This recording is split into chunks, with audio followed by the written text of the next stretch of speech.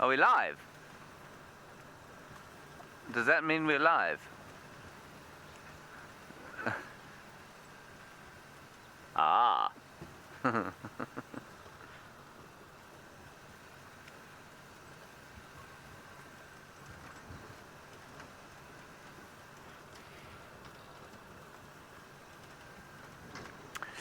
Hello everybody, here we are with the pre-show to the show on a Sunday morning here in the Lowveld of South Africa. And David is on camera.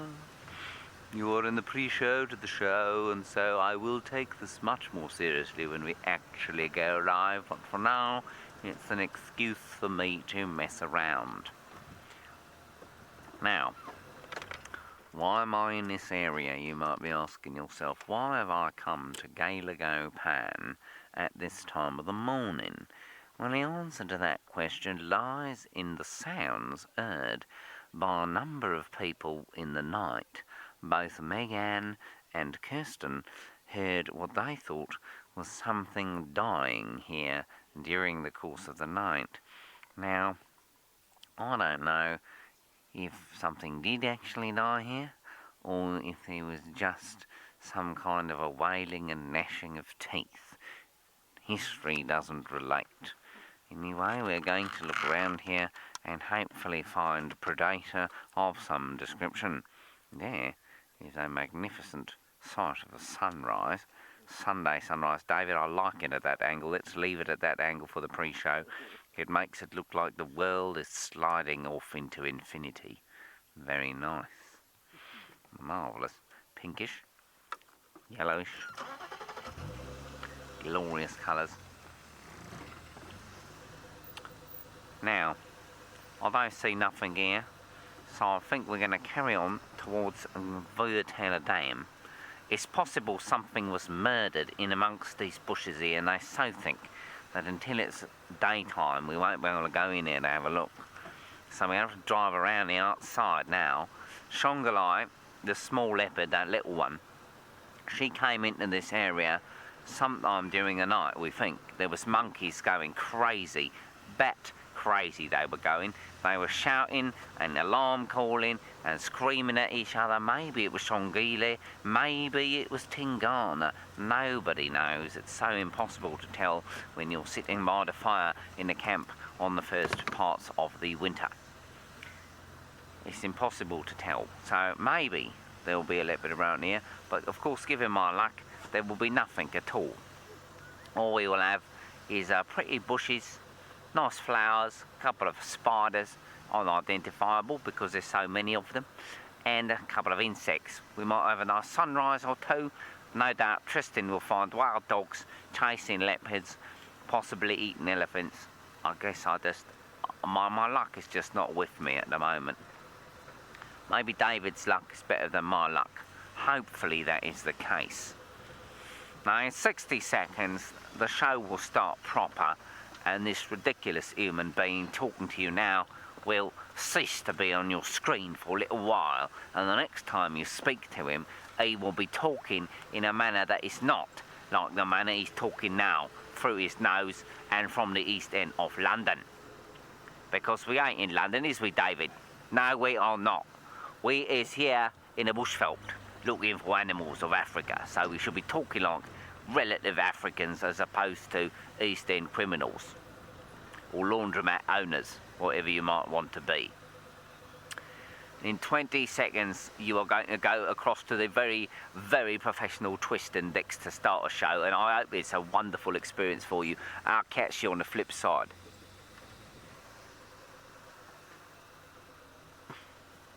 This program features live coverage of an African safari and may include animal kills and carcasses. Viewer discretion is advised. It is the most incredible sunrise over the hyena den. There are hyenas, and this is safariLIVE.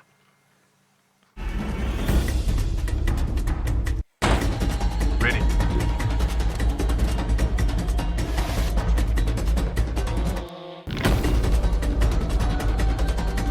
Standing by.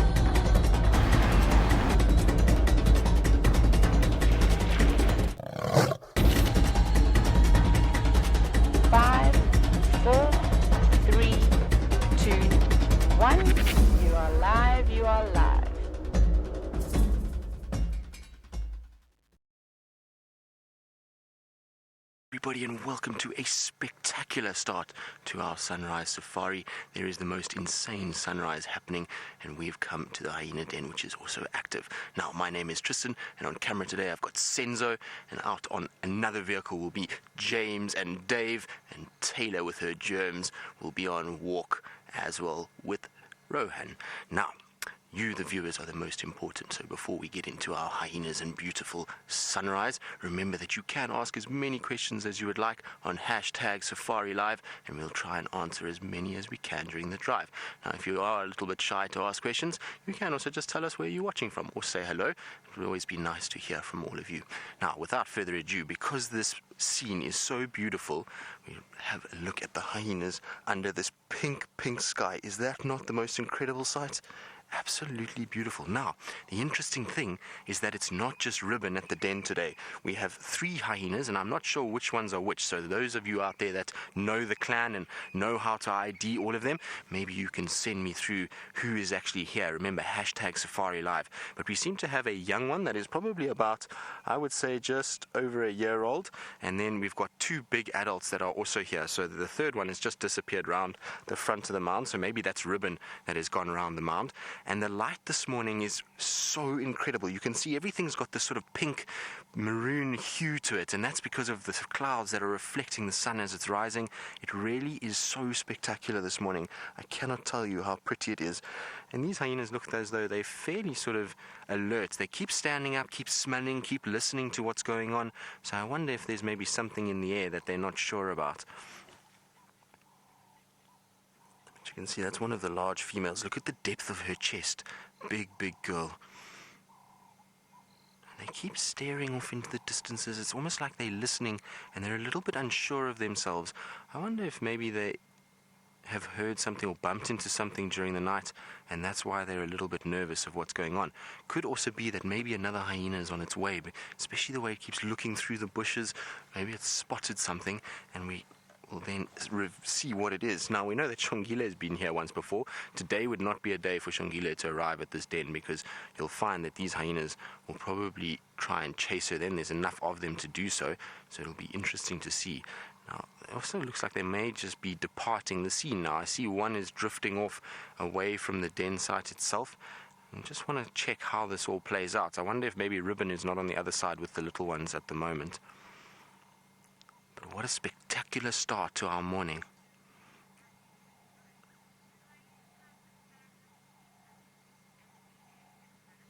NDA is life. You're asking if hyenas have a favorite season. Well, no, I don't think so. I think they definitely do better in the winter months. That's just because animals become a lot weaker. And so even if they're struggling to find food scavenging, they're able to find more than enough by hunting for themselves. So hyena does hunt very, very successfully, but in the winter months the animals are weaker and it makes it much easier, and they tend to get more food in the winter months. But they don't really mind. Summer, winter, it doesn't bother a hyena. They generally are quite resourceful animals, and they'll find exactly what they're looking for. Now I see one is coming from behind us here. We're under attack by a marauding clan of hyenas. They're all just walking around and around and around. I'm not sure if they even know where they want to go at this stage. You can see that this little one is very curious as to who we are. Now it's got a very distinct round circle on its shoulder, so that should be a way for people to identify it. I just want to go around and just see if we can't see any sign of Ribbon with the little ones at the front of the mound. So while these two are busy walking around in the thickets here and we don't really have a great sort of view of them, let's go around to the other side and see. But isn't this exciting? And it's great to see. This is the first time that I've seen any other hyena at the den. I haven't seen anybody else other than Ribbon and the two little ones. So to see other hyenas is great news. It means maybe that they're starting to come and settle here. This is the second time we've had multiple hyenas at the den itself, so this is really good news. I'm hoping this means that the rest of them are going to start coming and using this area, and we're going to see multiple hyenas and the whole clan eventually coming this way, which will be great news for us, and it's going to mean hopefully that we might even get some more little ones. Wouldn't that be nice? I'm just trying to see if little ones are outside.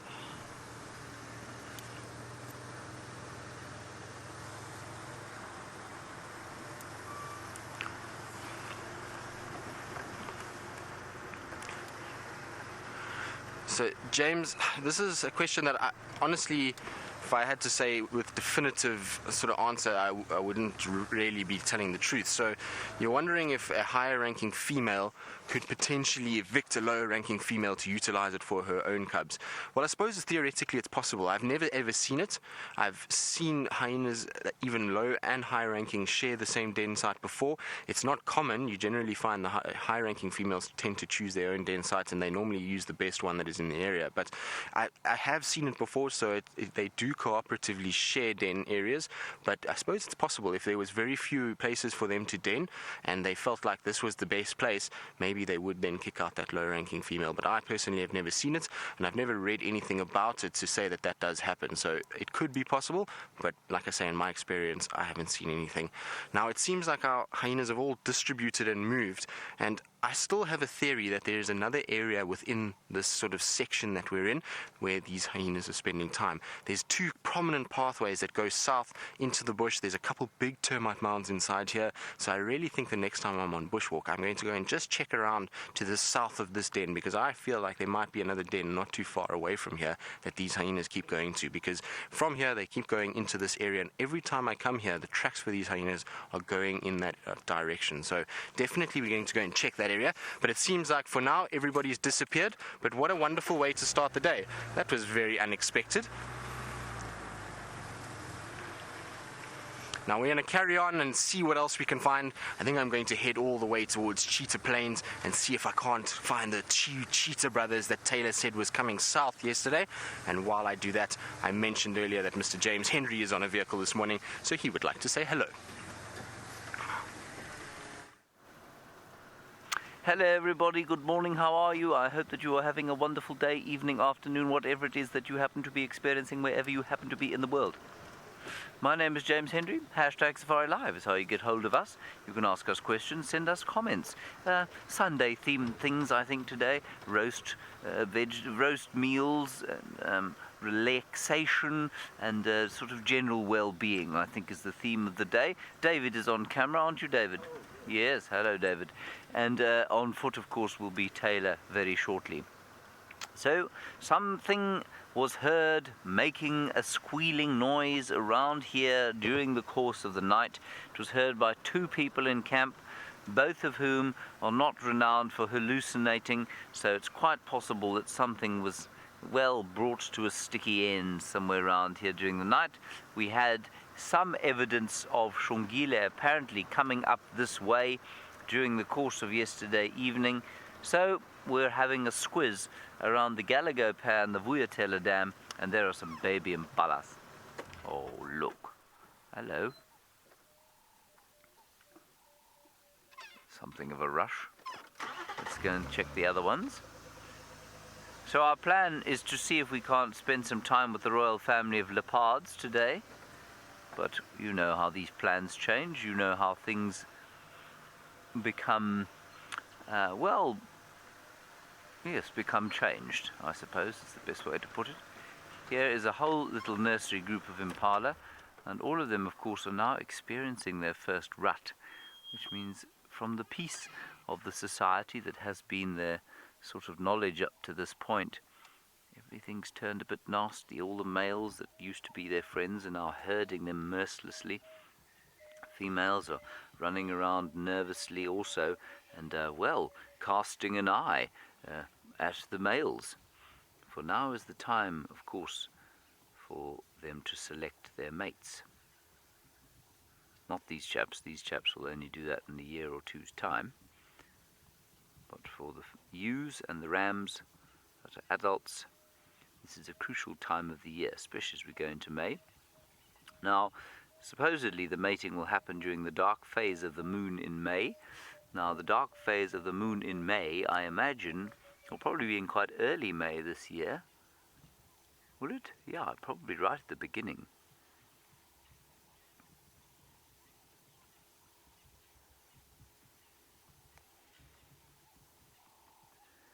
But these impala look extremely unworried with life.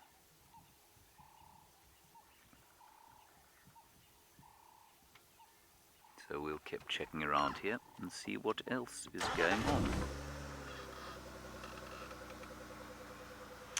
Now, I believe Taylor McCurdy has managed to get out of her Sunday bed, put on her very neat ranger's uniform, and now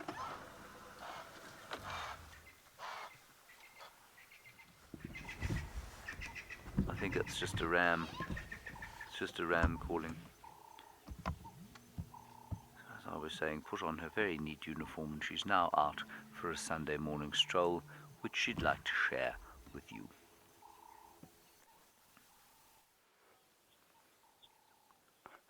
Good morning, and of course, yes, James, I have got my uniform on because I suppose we're required to wear that every day, but my name is Taylor, and on camera with me today is Rowan, and of course, Herbie is out and about keeping a careful watch. Now, I've thought first thing this morning we were going to find a leopard with all the alarm calling and ruckus that was being made out here last night, but so far, nothing. But I have indeed found something else. Come and take a look over here. Now, it's actually a very pretty spider. You can see it just down over here. And I think from that side, you'll probably get a better view of, well, the back of its cephalothorax. And I think it's got lots and lots of colours on, because from just the underside, I can see lots of whites, sort of yellowish black. And it is eating something. I don't know what it is eating. It had wings at one point, maybe a bee or a small beetle of some sort. It's a bit difficult to see.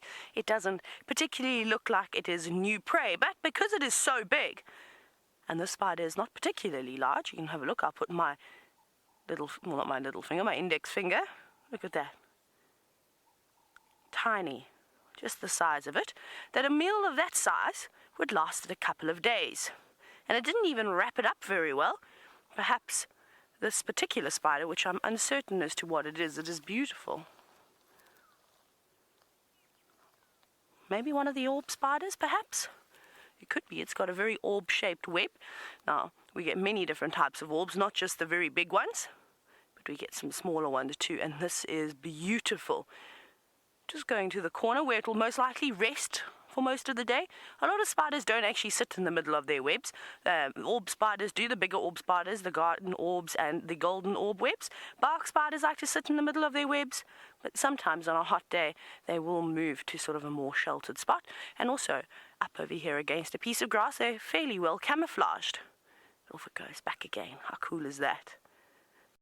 Always checking, always repairing webs, and I can actually see that's what it's doing at the moment, where it was. There's a bit of a tear in the web. That could have been caused by this insect, though, as it flew and landed in the web. Depending on how big the insect is, it can actually cause quite a bit of impact and damage on a spider's web. But that looked like it was a tasty meal, and the spider looks like it's in fantastic condition. It's nice and fat. And I think it's found itself a very good spot to make its web. Now remember, this of course is a live and interactive safari, so if you have any questions for any of us, hashtag safariLIVE on Twitter, and we'd love to hear from you today. Right, but the light is getting quite beautiful. Let's move on from the spider. Let's go down towards the drainage line now. Now, Susan, you said, may we see the beautiful sunrise? There isn't one at the moment, unfortunately. The clouds are thick. They are covering the sky, and I know we had an opportunity to see it just a moment ago when we first started. But it has deteriorated, not like last night's sunrise, unfortunately. But we're going to keep on searching, and we'll keep an eye out, of course, for the lovely sunrise. Perhaps we get, well, another chance to have a look at it. But we're going to head down towards this drainage line, looking for whoever was stirring up the monkeys. Tristan's on his way to Cheetah Plains. Let's go across to him before he gets there. Well, I am indeed, but I'm still a long way away. I decided just quickly to come and check Treehouse Dam in case those hyenas popped out at the waterhole, and I managed to see one of them going across the road and into some thick bush. but otherwise it was all quiet at Treehouse Dam. I also sneakily went there just in case Hosanna or Shongile decided to go and hunt a few terrapins in that area. They do like it. And then there's also these pan systems off Shabamu where we are now that the two of them also like to come to. So I just wanted to check here quickly before I start heading in a easterly direction.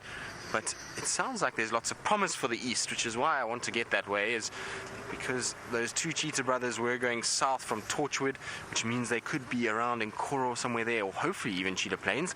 And then I got told by Andrew that last night there was tracks for a male lion and a big herd of buffalo that were on the open areas. So it seems like the perfect place to go and look around, to go and see what's going on, because if the herd of buffalo is there, maybe the lions were successful in their hunting yesterday, or the two cheetah have rocked up and we might get the the huge herd of buffalo and the cheetah together. I've got two on the brain because of the two cheetah.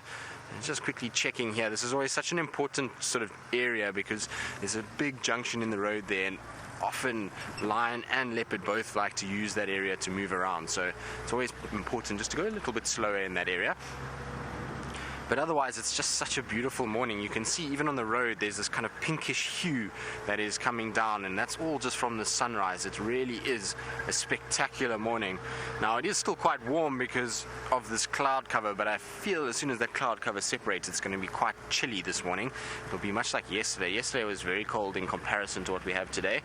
I had two jerseys on yesterday, and today I've just got the one. My legs are not cold. For those of you who were watching yesterday, I showed you all that I have my cricketer's legs and they get very cold.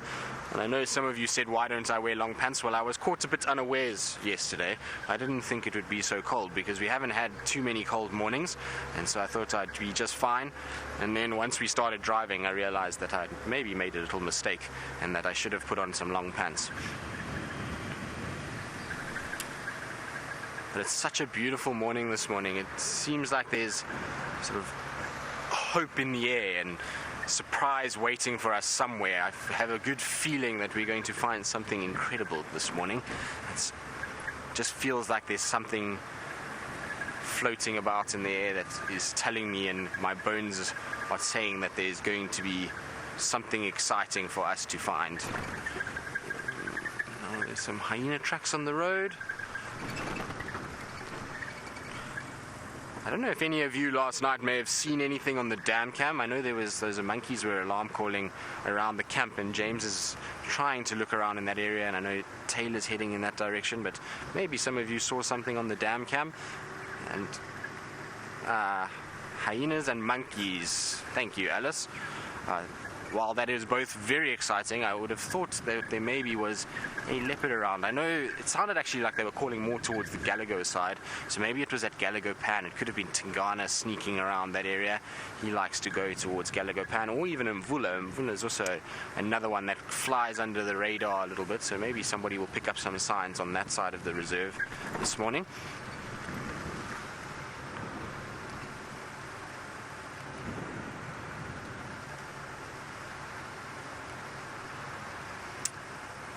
Lord Vader, you're wondering if any leopard would go after a single hyena at a kill.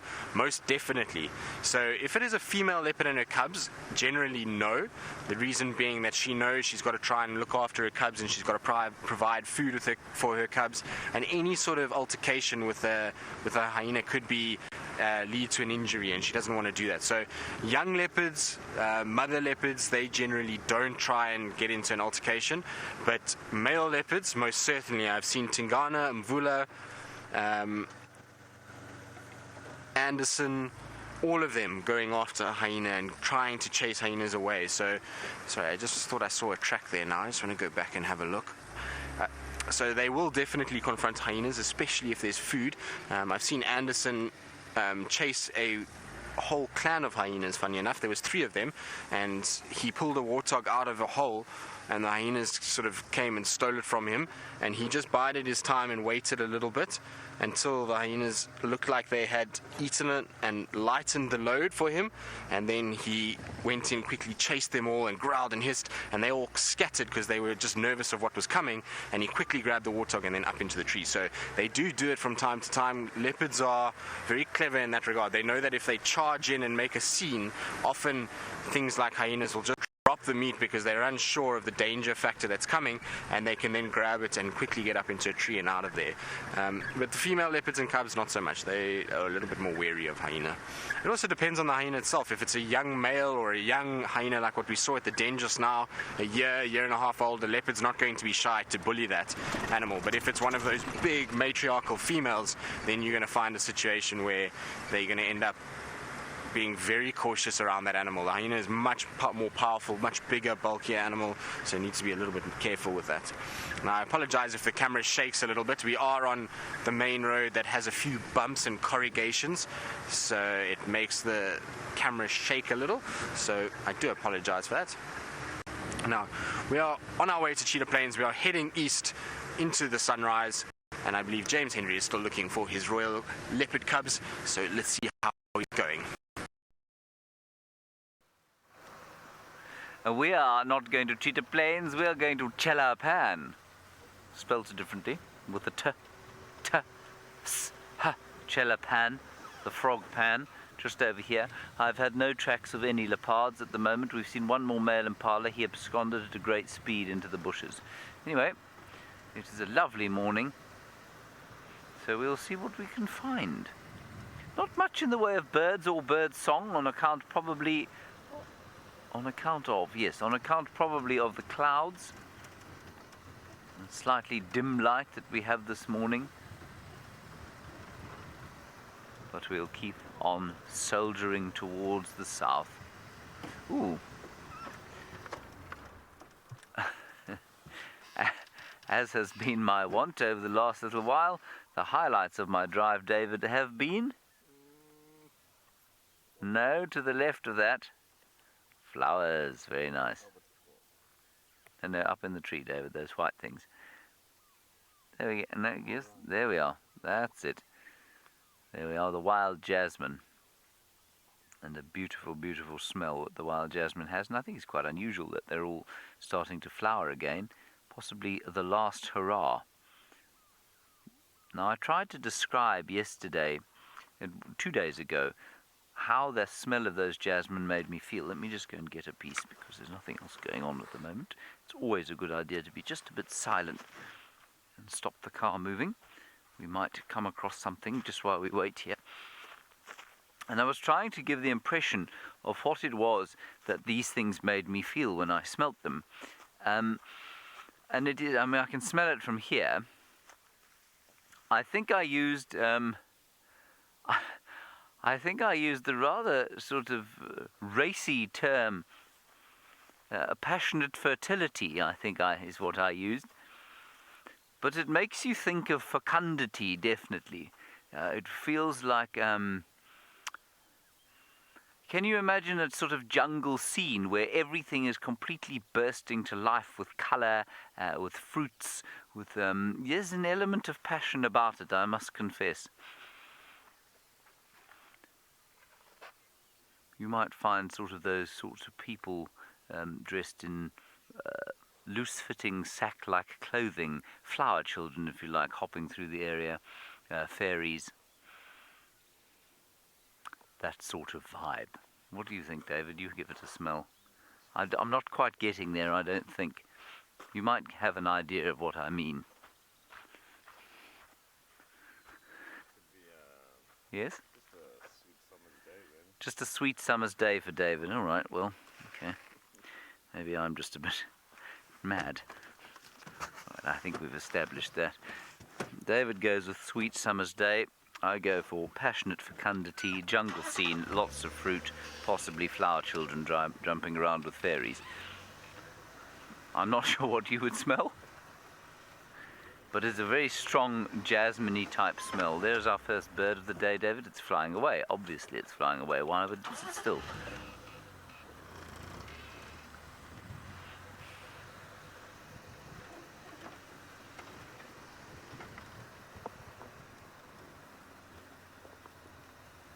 Hello, songbird. You're wondering about flowers that bloom in autumn, and are there any?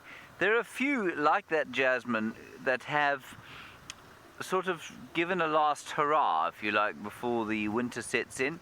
A few of the indigophora species, not many of them, And then the Venonias, I suppose, are the latest flowering ones that I've seen so far. So there's the sort of purple miniature thistles they look like. They've come up only in the last month or so, and whereas the Waltheria has been the flower that's kept on giving all summer, many of the insects and the sort of spider action is now happening on those. And then, you know, with that last rain that we had, there was an extra bloom of a number of hibiscus species. So yeah, there has been a sort of autumn bloom of flowers.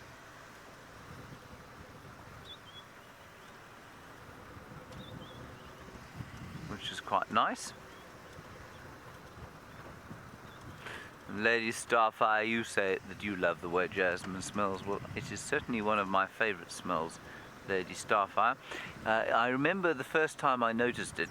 It was when I was a young boy of about, I must have been 16. That was some time ago, David. How old were you when I was 16? 24 years ago. Yes. You were 1. David was 1. A babe in arms. And our family and I were in the Drakensberg, holidaying for a week. And at this very special place that we used to go, there was an enormous jasmine bush that grew along the side of a sort of old stone wall. And I remember the very first time, and obviously there was a lady involved here. She was a young girl, my age. She walked over to the plant and picked a flower and smelt it, and I'd never done that before. And I was obviously too shy to speak to this woman because she was a woman.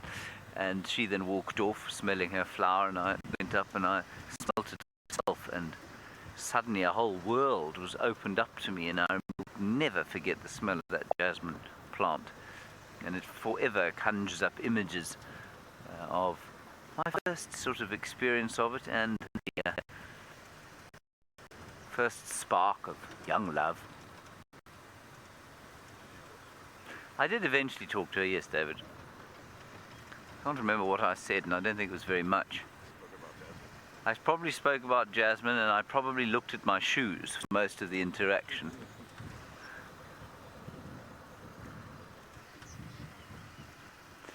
Hello, Andy. Oh, this is a wonderful question that I don't know the answer to. I feel like I probably learnt it before. You say, what actually causes a flower to smell? I think you'll find that there are various things that cause a flower to smell, but it will be chemicals that are, how do we say this? They're chemicals that sublime. In other words, they turn to gas when they're produced. They then get released off into the air, and it'll be something like it'll be an organic compound like an ester. An ester is something, for example, like the fake smell of banana or fake flavor of banana that you get in a plant. It's an organic compound, and it'll be something like that is released into the air that, of course, then picks up in your nasal receptors and in the nasal receptors of whatever comes to try and pollinate them.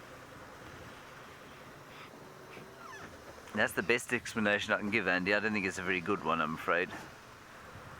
If anyone would like to add into that, #safariLIVE, of course. Oh.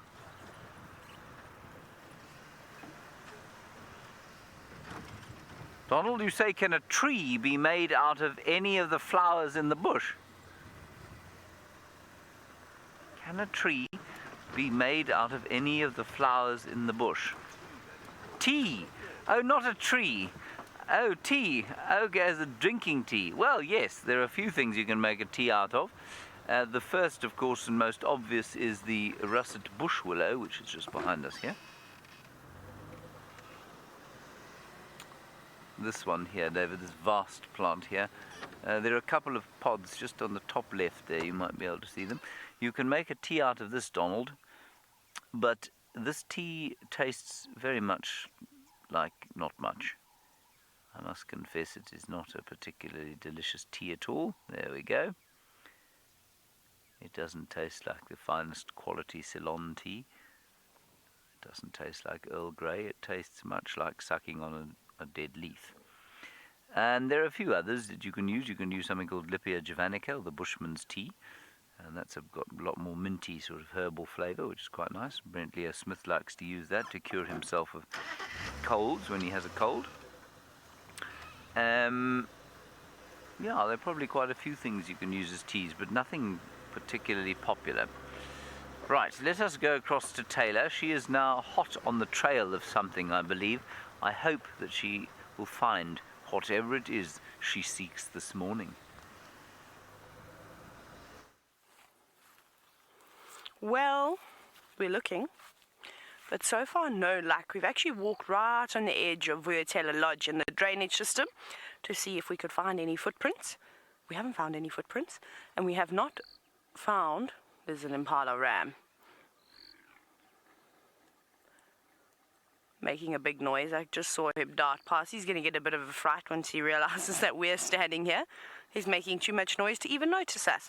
But we haven't even seen the monkeys. Now, those monkeys that were alarming last night, they should have still been roosting in some of these trees. There's big jackalberries, there's big marulas, knobthorns, lots of different places for them to hide, but no sign of them either. So I'm not sure why they were alarming. Perhaps whatever it is was so big and scary that they had to move during the night, which is a little bit risky for something like a monkey that is diurnal. You don't want to be moving around outside of your comfort zone. Now, I don't know how well they'll be able to sort of maneuver and clamber up trees and run in the middle of the night, because it was quite cloudy last night, so there was very, very, very little moon. But that's okay. So we're just going to keep checking around here, and none of you had said that there was anything seen on the dam cam, which makes me think that whatever it was didn't come this side, otherwise I'm sure you all would have spotted it. But no luck so far, which is a little bit disappointing and makes us confused and frustrated, because you don't really know what was making all of that noise. But I did find something that I'm a little bit more sort of clear on. I don't know exactly what this thing is. And of course, this is a beautiful feather that I picked up just off of the ground. And this is from a guinea fowl. One of the most beautiful birds out here in the bush, with the beautiful white spots against the black and grey feathers. But this is a very old feather. It's very tattered. It was no longer needed. And I'm sure it either fell out as the bird was flying, or perhaps it was just pulled out. It came out very loosely. But lovely. Very, very soft, these feathers. And I think I might keep this one and use it as a bookmark. I haven't quite decided what I'm going to do with it just yet, but that is definitely on the cards. But it's beautiful, isn't it? Right, let's keep moving. We don't want to get too far away from Herbie with this very, very thick vegetation. I think we'll put that in my hair. I think that's going to be the safest spot. Maybe I won't lose it. But we'll just quickly have a little look around here. Now, Kylie, you're wondering if there are any invasive species of plants found on the reserve. There are indeed, unfortunately, but that's sort of a difficult problem to try and control, is getting rid of alien plant species. You've got to do it regularly. You need to stay on top of things, because something like prickly pear, which we actually see quite a bit of around the reserve, you see small ones. Just watch the log on your right. So Rowan's going to end up on his backside if he doesn't look behind him, or in some thorns. Yeah. Right, let me try and make this easier for you. I think it's always a bit awkward when you're walking around like this, but you're going to have to just see the back of my head for a moment. So yes, that's a big problem, the prickly pear, the Lantana camara, which is not great to have around either. And a lot of these plants are coming from South America, which could be a big problem. What else do we have that should not be around? Those two are, I think, the most prominent ones. Haven't seen too many acacia cyclops, which also from Australia, one of the acacia species. But I don't think I've actually seen any up here. We used to get a lot of them down in the Eastern Cape. What else? There's many. Maybe we'll find some today and we'll have to remove them. But it's very important to try and get rid of them. We'll see if we can actually find some prickly pear. I know a couple of spots where it has started popping up, and it'd be a good idea to go and remove it. And it's actually a really interesting plant species, the prickly pear, but I won't go too much into it until we can find some. We'll have to go and have a look. Now, I've just seen Herbie up ahead. Let's just see what he's looking at. Oh no, he's not looking at anything. I think he was watching some birds.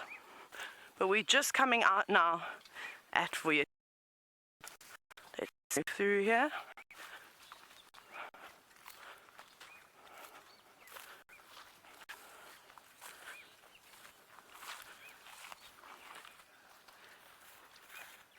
Hello, Steph from Texas, who's only 12 years old. Now, you were saying, looking at the feather in my hair, we're wondering if bird feathers carry any diseases, and is it safe to touch? It's always, you've got to be careful when you start touching things out in the bush. Something that I would keep away from is touching carcasses, so bones. You don't know what could be in them. Anthrax spores can live in the ground for up to 10 years, so you want to be very, very careful about touching things that you're uncertain of, or if you do, wash your hands straight away. Don't start putting your hands in your mouth or touching your eyes, things like that, because that's how you will get a bacterial infection.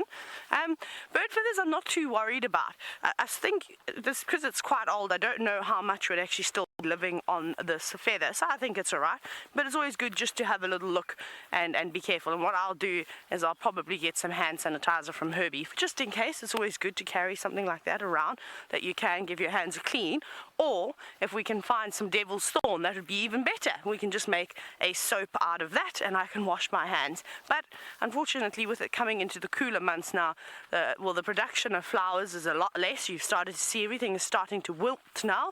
It's just really the Venonias that are starting to pop up. Other than that, I haven't actually seen devil's thorn for a while.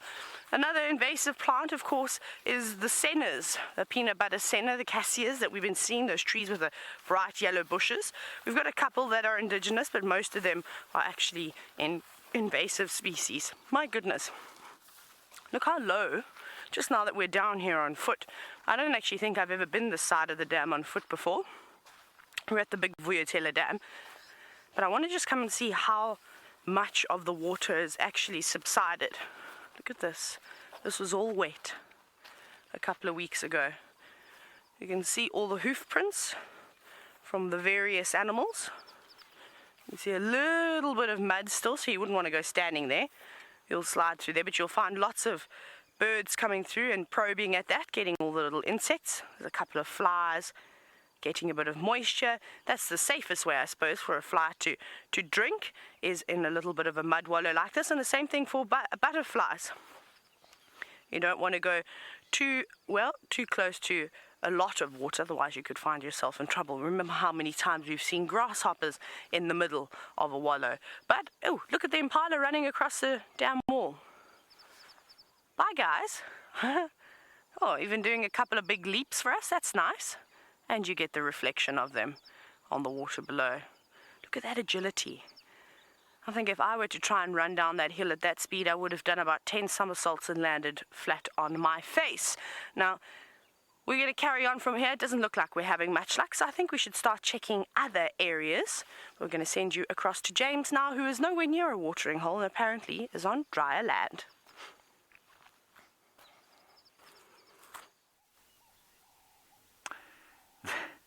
There is Vennonia, everybody. This is the plant of which I was speaking, if you have just joined us. This particular Vennonia has a number of fairly chilly creatures on it. I'm going to sort of save the best for last. There, can you see, David, is a moth, or no, it's a grasshopper, that has been murdered by a spider. And in fact, if I'm not mistaken, the spider is currently having breakfast. It is indeed. You see that, David? That bit there, let me get a piece of grass to point with. Let me get another piece of grass to point with. There is the spider. There. I'm going to touch it, it'll move. There we are. You see that? It is devouring its grasshopper for breakfast. I haven't had breakfast yet, have you, David? You brought a narki there, didn't you? Yes, you did. Good. So that is one thing there, a spider. I think an orb web spider of some description. And you can see the orb web was around here.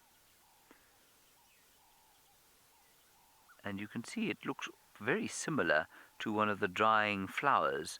If you look at this one, for example. quite similar to that. That's quite nice. Then we have an ant over here. It looks like Polyrhacus. You see down here, Dave?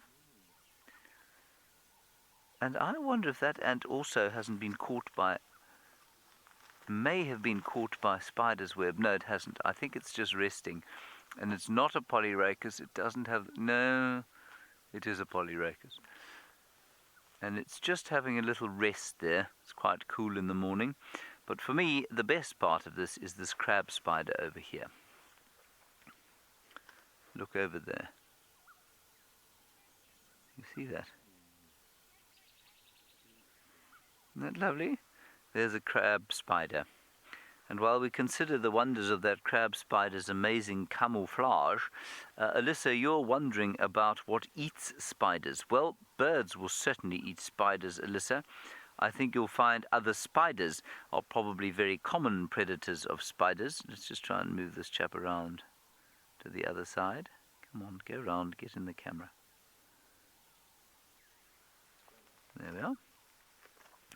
So they will certainly eat each other. I think when they're sort of weakening, you'll probably find a number of ants will be able to get at them. And so I would say that's probably it. Spiders, other spiders, and probably birds. I imagine there must be the old reptile that will eat them too. Geckos and maybe chameleons.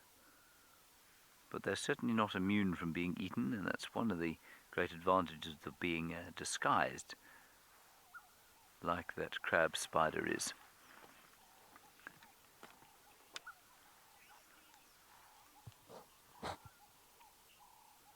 Now, Isla, you're talking to us all the way from Australia, and you're saying, are there any dangerous flowers in the reserve? Ezra, no, there are no dangerous flowers. There are a few plants that are toxic and that could do some damage, I suppose. The Scodoxus would be one. Scodoxus is a kind of, it looks like an enormous red toilet brush, basically. Let that be a warning to you. But the roots of the Scodoxus are very, very toxic. So you wouldn't touch those. But in terms of flowers, no, I don't think there are any dangerous flowers. We get very little in the way of nettles or things like that. We don't get poison ivy and that sort of thing. So no, very few dangerous flowers. And I've certainly never been set upon by a flower. Have you, David? You been attacked by a flower of late? No. I'm just trying to get back into the car. Okay, on we go. Now, we went past Twin Dams. We didn't find any sign of any leopard there, naturally. The hippopotamus is also absconded, naturally. And we are now heading towards Treehouse Dam to see if perhaps one or two or both of those two little cubs haven't headed across there.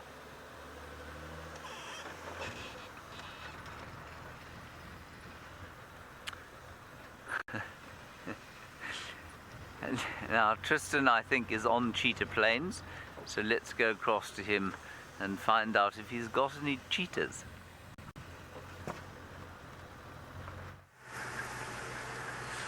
We're not quite at Cheetah Plains just yet, James, but we are on our way there. We should be getting there fairly shortly, which will be good. Now, I wonder if this bird is going... Nope. I was hoping that those birds were going to stay still. It was some red-billed wood hippoes, or green wood hippoes is the new name, but they, alas, have flown away. Now, we're slowly but surely making our way there. We're just checking for any signs of anything else as we go. There's always a chance that there could be Inkanyeni or Vatumi, or there could be one of the lions could be down here. The Birminghams do spend time in this area. There's also Quarantine, Kuchava, so lots of different animals to look for as we go. So just taking it nice and slow and enjoying the scenery. So I haven't been to Cheetah Plains for a few weeks now, actually, and it looks quite different already. The grass is still long, but it's definitely not as lush and green as it was a few weeks ago. A few weeks ago, it really was just so spectacular here. Everything was bright, bright green, but since we've had this sort of change in temperature, it's not nearly as warm. We've had a couple sort of dry days. Everything is now just starting to turn that lighter shade of green and yellow, and we're starting to get into those more wintry colors now. It's a pity there's such a big cloud bank because it's promised such beautiful light to start with. If that light comes through now, it would be really spectacular on these open areas. It would be very, very pretty. So hopefully there'll be a little break in the cloud and we'll get some of that golden morning light coming through, especially if we have the two cheetah brothers around. That would be quite spectacular. But I'm just checking now on the northern boundary.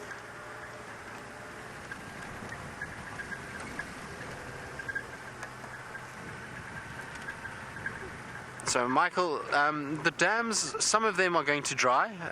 All the natural pans that are quite small will dry. So a lot of those little mud wallows where Shongile and Hosanna are busy hunting at the moment, those are going to dry up. But the big dams like Twin Dams, Buffelshoek Dam, I think those will probably maintain water through the winter. They should. And then there are some dams that are pumped, so in varying parts of the reserves, some of them have boreholes that they have access to, and they pump the water up to the surface to be able to keep water in those areas. So those obviously are not going to go dry, but the majority of the pans that we're seeing now and we have seen over the summer period filling up, most of those will be dry by the end of the winter. So it becomes a lot harder for animals. It becomes a lot easier for us because it's much easier to find animals. You know exactly where to go look and where to check around in order to find them, because they all have to go to the similar areas to find the water that they need. Now this is a great place where they cross the cheetah often. We've got this beautiful big open clearing to our left here, so they love to come into this area and then cross southward. So it's always good just to scan around here and check. Now this little open area is called Carcall Open, and this is one of my most special memories is on this open area. I saw my first ever pangolin here. So on this big clearing, the pangolin was just walking around, much on the similar morning like we have this morning, very sort of overcast, coolish morning.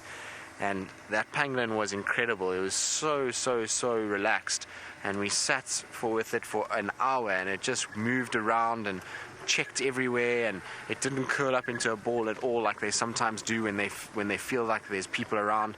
So we were able to get out on foot and kind of lie on the road, and this pangolin would come and check around, and it was sniffing and tasting the air. It was really quite an incredible experience. So I got very spoiled for my first pangolin sighting, but it was here. So I also always keep an eye out for pangolin when I'm here. I know it's a long shot, but you never know.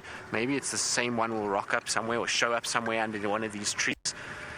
Although a few years ago, and there was a pangolin that was found in this area, it was about 2 years ago, being eaten by Bahuti, which was one of Tundi's cubs, and he was devouring the remains of a pangolin. So maybe that was my pangolin, which would be very sad indeed.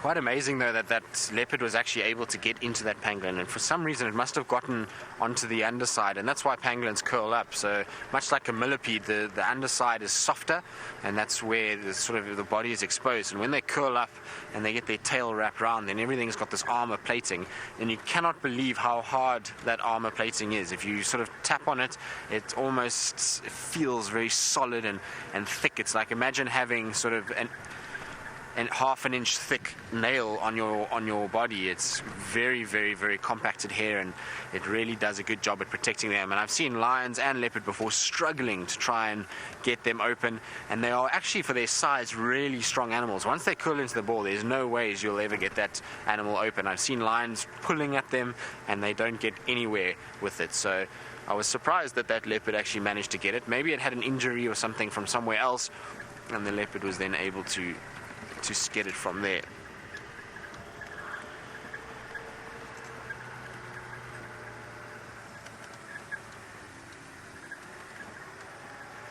So the pangolins can get lice like other animals do, because actually on a pangolin's belly they're quite furry. So around this area coming down, there's quite a bit of fur there that allows them to kind of pick up ticks and varying other fleas and those kind of things. So they do get them. And remember, it's a slow moving animal, so for any sort of parasitic species that we have out here, like ticks or lice, they're going to easily be able to get onto that pangolin. It's not like it's moving very fast through the ground, and when it is moving, it's generally walking on its back legs, and its chest is actually quite well exposed to the grass, and so they do pick up ticks and varying other things as well. So all the animals out here unfortunately have to deal with that, even the pangolin. But it is the most incredible creature to watch and to see it moving around. It's the first time I saw it, I couldn't believe how they actually walk. So they kind of go up onto their back legs and they hold their front legs almost like a T-Rex, and then they walk around, and you can actually hear the scales rubbing as they move, and you hear that sort of rough scale kind of clicking together, and then they kind of move around, and they move very slowly and with very methodically. Amazing animals. Now we are all the way to Buff Pan, but it doesn't seem like there's anything, and it seems like I'm also losing comms with final control, so I'm just going to keep talking for now until they come up and tell me, or if I can actually hear them again.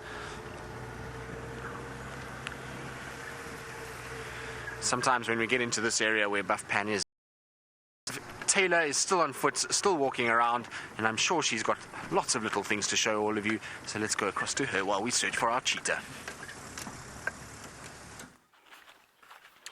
It's actually a little bit quiet this morning. I did see another one of those spiders that we saw a moment ago. Now, maybe some of you can help me. I've got a spider called a hairy field spider stuck on my brain at the moment. Could one of you possibly search the interweb for a picture of a hairy field spider and maybe compare it to the one that we saw earlier? I don't think it is. I don't know why I've got that name sort of buzzing around in my head, so I need to try and figure out what that spider actually looks like. Now, we haven't had any luck still with any tracks, so we're sort of moving away from tracking, but we are trying to move into a different area that nobody's driving in so we can check a new spot. But what we have come across is something that we're going to start to see a lot more of as the water starts to dry up and there's only a few big dams open, is this. You can have a look. There's a lot of dung all scattered around, all over the grass, over the little trees on the ground, and of course this is hippo dung. Now what's happened here is most likely a male has come through as he is patrolling the area, searching for lovely delicious grasses to feed on, and has marked his territory by defecating and wiggling his tail around at the same time, and therefore spreading it sort of all over. And sometimes if you look very carefully, it's quite amazing as to how high the dung can actually sort of fly. But I'm trying to see, in this particular case, it hasn't been scattered too well, because the highest piece, just triple checking, seems to be over here. If you look, there's a little piece of dung, but I've seen it before where it goes right to the sort of another meter up, and that's when you know that that hippo was having a real good time and he meant business. But this one hasn't been used for a very long time, and I haven't actually been seeing too many sort of regularly marked spots on trees. Normally they'll use the same ones again. Animals that have territories, remember, hippo doesn't just have a territory in the water, it also has a territory out on land. So they will use the regular routes, but I suppose with all the grass so long, they don't have to go to their old favorite spots. They can go anywhere. They don't have to travel huge distances, and we don't have any big pods on Djuma at the moment. Occasionally we see one or two up at Buffelshoek Dam, and then there's one every now and then down in Twin Dams too. So, well, hopefully the return of the hippos will come as the winter sort of comes on. But just as we're walking, just going to keep scanning in the grasses, on the trees for perhaps anything interesting. Ah, caterpillars. Here we go. One of the little, this wealth area has actually got a couple of caterpillars on them. Now, Karen, you're wondering if the elephants have moved off of the traverse. It seems that way. I haven't seen any elephants since I've been here. I haven't seen fresh elephant dung or a fresh elephant footprint since I have been back at work. But the things that we're still finding, of course, are these tiny little caterpillars. Though the last walk I did, most of the wealth areas look pretty wilted. This one is still right. And you can see from there to down here is another caterpillar. Just over there, and there are a couple of them. But like I said before, they need to eat up quickly. They need to start developing, because when they get to adults, they still need energy to survive, and they get their energy in the form of sugars. So from nectar, from pollen, from flowers, and the cooler it gets, the quicker the flowers are going to wilt and start to disappear.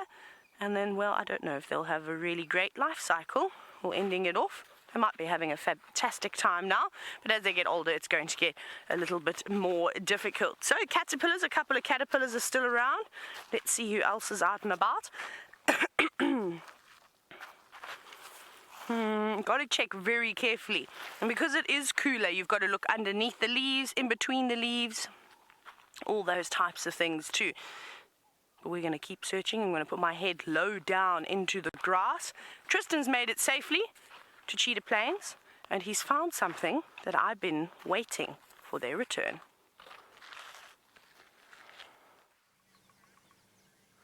Indeed, this is the first big buffalo herd that I've seen since I've been back, or in this sort of area, so it's really good to see them. When we start to see these big herds of buffalo arriving in this area, it only means good things. We also know that it's starting to be winter then. As they start to get sort of mass up and come into areas where there's water, we start to get these kind of beautiful visuals of these big herds stretching across these open areas. Now, unfortunately, the buffalo are all going off the really nice open section, but they are heading towards Buff Dam, so I think we're going to go probably follow them around and see if we can't get them. Now, I just want to go around this little bush because you can see quite a few of them that are in the thickets there, so it's quite a number of buffalo here. Now, I was just watching this buffalo bull in front of me. He's absolutely mesmerized by the movement of the quellias. So there's some birds in the distance that are flocking and flying, and they make quite a bit of noise when they fly. So there's a lot of sort of wing beats. Now they've all landed, unfortunately, but he was mesmerized by them. He was kind of watching and looking and checking what was going on.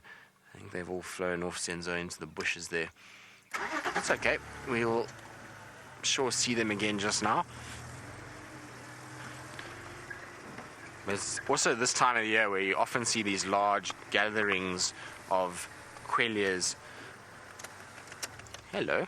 I would lie, it's not a buffalo bull, it's a big cow.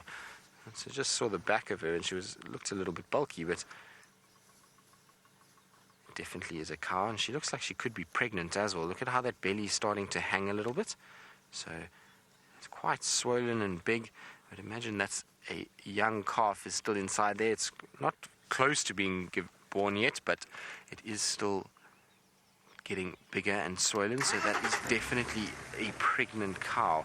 Now I want to try and get around so we can actually get a view of this herd and try and see the sort of front end of the herd. But this is always spectacular to see. When we start to see these big herds of buffalo, often the lions follow them, so it's a good thing to check. So, Dirk, no, male buffalo are not the only ones that have horns. As we saw there with that female crossing in front of us, she's got quite well-developed horns. It's just the males tend to have bigger, thicker, sort of larger horn structure than what the female does, and that's because the males use them a lot more. But a female will still use her horns to protect herself, so if something like lions comes after them, they're going to use that to try and defend themselves and try and sort of gore and hook at the lions, so they do definitely use their horns, but the males just tend to be a lot bigger. Now, as soon as I get to the front of this herd, I will show you the difference between male and female, hopefully, because we should have both of them in a group like this.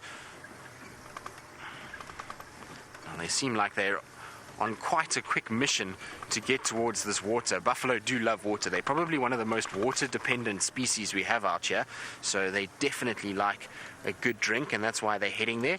Now look at them. Oh, got a bit of mating in the background there. That's that noise that you heard.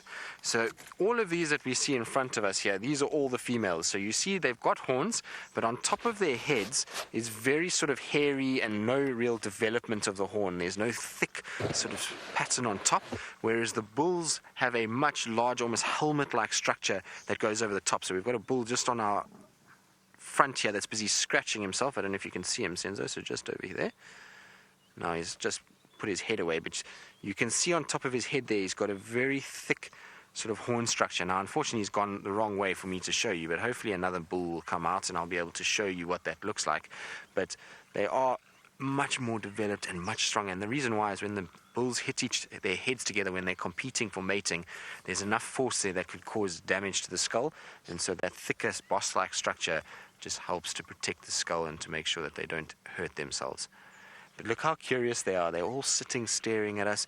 They know in this area they're quite vulnerable because the grass here is very, very long. So if there are lions around, it's going to be tough to see them. And that's why they're putting their noses up into the air. They're just sniffing and smelling and making sure that we're not with a lion somewhere here and that we're not a potential threat. And that's why we're getting so much of a dirty look. Now you can see that female's got a blind right eye. You can see it's very milky. And as I say that, she turns and goes away.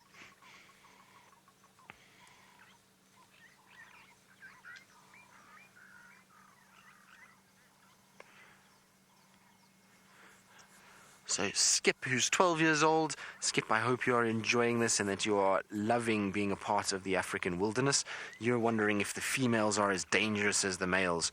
Well, no, not really. The females can be aggressive if you go near their calves. So if they have a little calf and you try and go near it, then they can be very aggressive and they'll try and go after you. But if it's just in a herd structure like this, generally you can actually walk quite close to a female and she actually won't worry too much about you.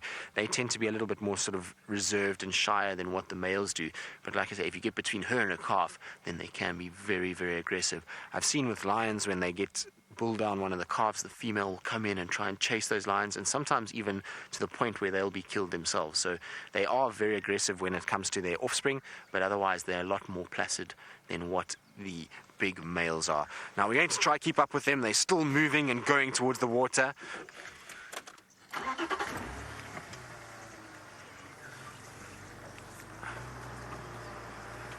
So Michael, the buffalo do not have a set breeding season. They're one of these animals that will breed at any stage of the year. So we see them mating all around the year and giving birth, but generally their birthing intervals sort of coincide mostly with the summer months. So that's when they really are hoping to give birth, is around the summer months, because obviously there's a lot more food around. But they do also give birth in the winter. I have seen little calves being born in June, July, August, and those areas. So it does happen from time to time. Now I just have to pay attention when going through here because it's very, very thick. Now while we go towards Buffalo Pan, which will be very aptly named this morning because all the buffalo will be there, I believe James is at another dam and maybe got something else to show you.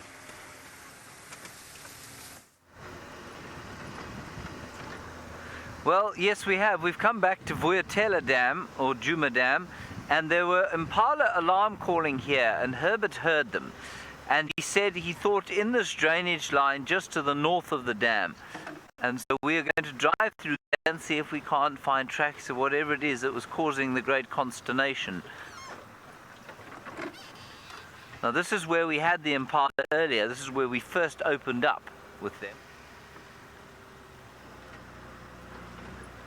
They're not here anymore, so we're going to go to the top of this hill and then switch off and have a little bit of a listen. Herbert is a long way from here. Herbert and Taylor are probably about to... There are Impala in there. You won't be able to see them from there, Darby. Just go forward a bit. There. Doesn't look particularly terrified by life. There.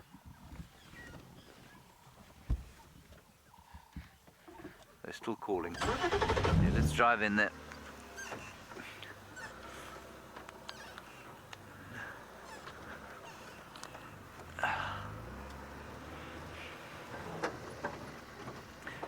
Now, Herbert's just telling me that they're calling.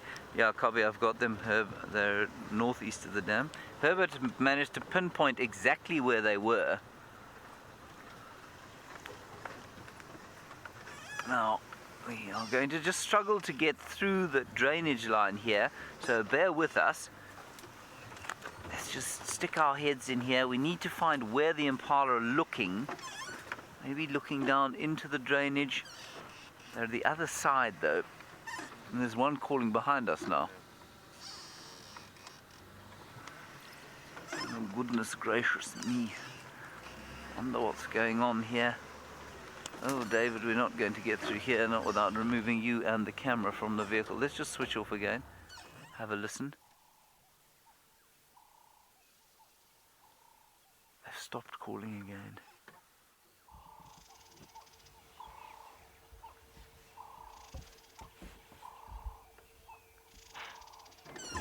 Oh.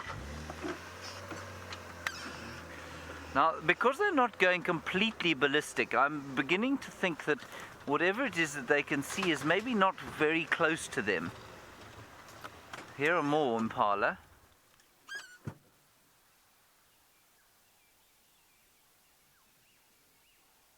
All looking a bit nervous, skittish. These guys aren't alarm calling, but they're looking. Looking down that way.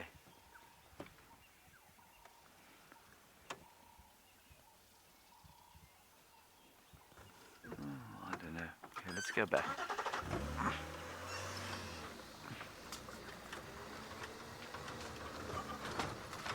Quite easily the little shongalai that is causing great consternation.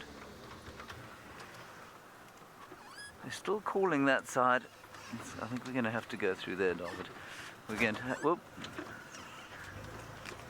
Is there a substantial tree behind us? Just a log. Hold on. Spiders now climbing in my ears and all sorts of things.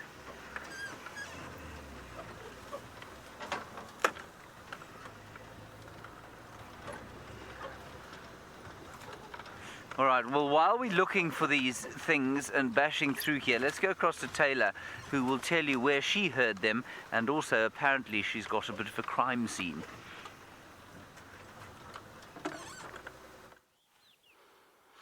Well, we stopped just after we finished talking about, well, the hippopotamus. My goodness, I forgot what I spoke about. The hippopotamus. We heard all of these impala alarming.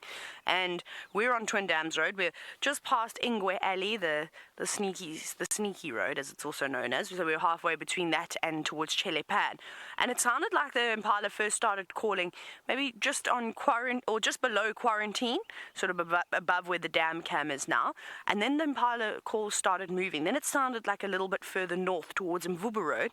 But now it has most definitely moved closer towards a Gari cut line. Now, there could be anything moving through that thicket. There could be a leopard, there could be a lion, it could be a hyena. We don't really know what could be causing those impala to make a noise, but if anybody's going to find what is causing those noise, it will be James. Now, as James said as well, we have a crime scene. So let's take a look very quickly. So, as just walking along here, we came across this bundle of fur, which is lovely, and I'm sure the birds would utilize something like this for nesting material, though it's a bit late in the year to be making a nest. Most of the birds have already moved on, but this is something that they'd actually use to lie in their nests. But this is from a hyena. A hyena has, well, probably defecated this up. It looks like it's quite old because it looks like a lot of the dung has actually already sort of disappeared. But you can see there's bones. Look at all these bones. I can tell you one thing. There's very few animals out here that can eat bones like a hyena can eat bones. Of course, crocodiles are able to do the same thing. They've got exceptionally strong digestive juices, just like the hyena. And from the color of the fur, I would say that this was an impala.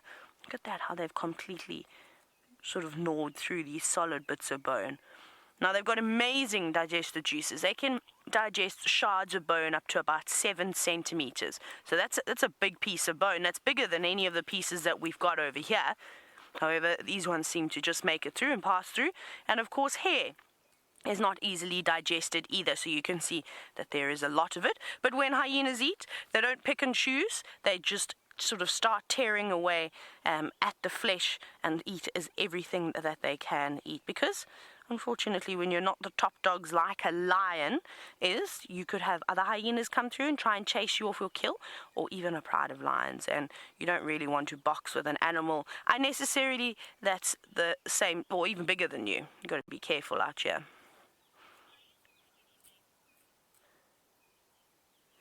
No, I couldn't quite get that name. I think it was, I don't know. Can we say that again? It's a bit muffled, so I keep missing the names. Let's see. Alice. Alice is directing. No? Hello? Okay. Isla, I think it is, Isla. So sorry, Isla, you were wondering what are the main predators of hyenas. So I'm actually going to sit down. I think I'm going to sit down. Please feel free to take a seat as well if you are standing up. So it's a tough one for hyenas, of course, because they live in big family groups. So they normally, sort of in terms of numbers, they've normally got a couple of them around, though it isn't unusual to see one or two of them just running around on their own. That happens too. But big predators of hyenas are actually lions. Now, it's not because a lion wants to eat a hyena, though I have watched a documentary where an old male lion, sort of coming to the end of his time, came across a sleeping hyena and snatched him up. And that's, of course, when you get desperate, you can't say no to anything that would potentially provide a bit of food. This actually doesn't smell very nice now that the wind has sort of changed. So lions would be a big one. Other hyenas, potentially. Another clan, a rivalry. Anything. A leopard for a young hyena cub. Again, young hyena cub, even a big bird of prey could snatch up one of those. So there are many different sort of predators of each other, but hyenas are really incredible creatures. They don't discriminate. So like, for instance, a lion or a leopard or a cheetah wouldn't normally.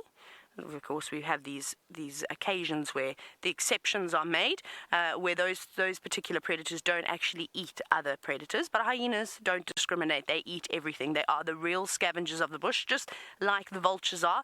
And the two of them work hard together to keep, well, as much of all the rotting carcasses and anything else under control. But I don't know how old this is, actually. I don't think it's particularly new. Look how white it is. Isn't that incredible? I'm just listening. I can't hear those impala.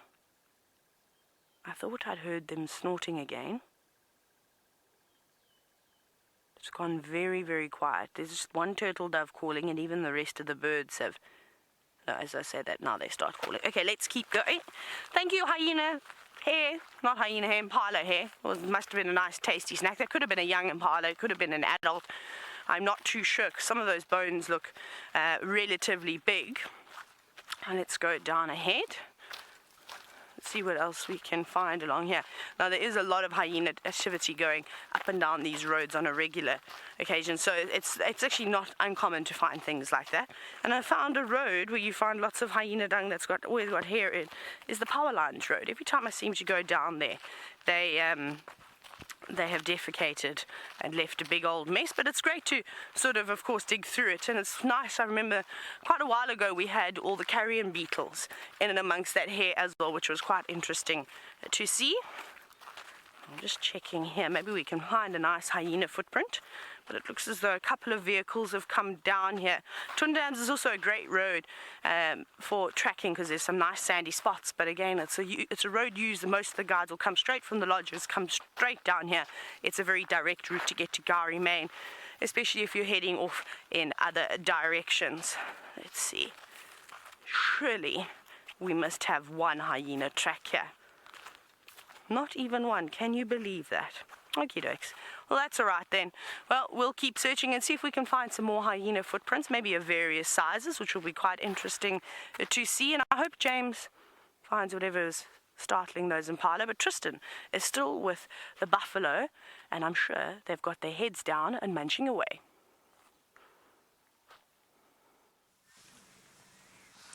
We do indeed. We have been enveloped by the herd. It is quite spectacular. We are sitting amongst hundreds of buffalo right in the middle of them. They've come around us in all sides now, and it really is such a beautiful scene. We're in this magical area. The grass is really long, but there are the most beautiful trees. So if we look southwards to my right-hand side, it is such a pretty scene. All of the buffalo in this area with these massive trees. It really is spectacular. And when you're sitting amongst them, there's just this aura and this feeling. You hear their grunts. You can hear them feeding as they're moving around. It really is really, really special to be in amongst a herd like this. Now, I was hoping they were going to go towards the dam, but it seems like they might actually miss it. They're almost angling away from it slightly, which is not ideal. So I'm hoping that they will start making their way a little bit further to the east, and then they'll go right towards Buff Dam. But you can see they've even come across on this side. They're on our left-hand side. There's just buffalo everywhere.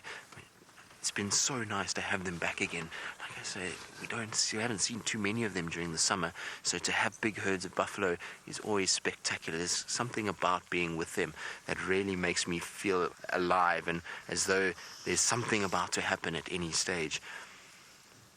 Now, I'm sure these buffalo come from the Kruger side because they are not that relaxed. They tend to be a little bit more skittish.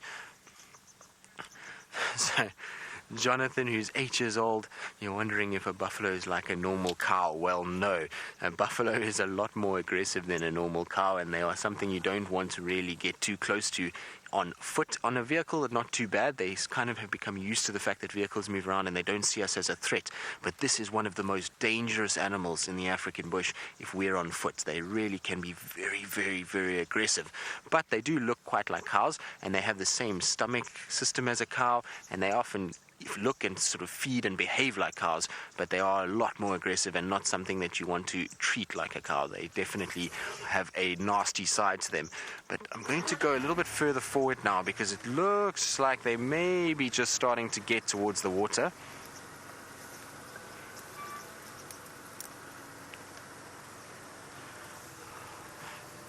So Vanessa from LA, you're wondering whether a buffalo can get a twisted stomach like a cow can. Well, I would imagine it is possible.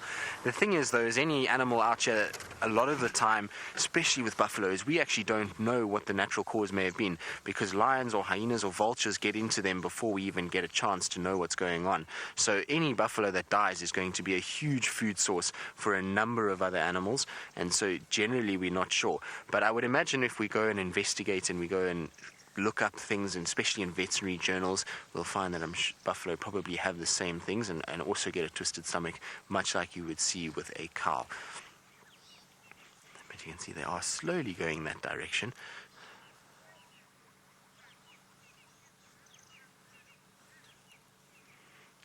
So, Debbie, you're asking whether water buffalo moo. Well, firstly, these are not water buffalo. So, water buffalo is an animal that occurs in Asia and also in Australia. It does look similar, but it is not the same thing. This is a Cape or African buffalo, and these guys are far, far, far more aggressive than the water buffalo.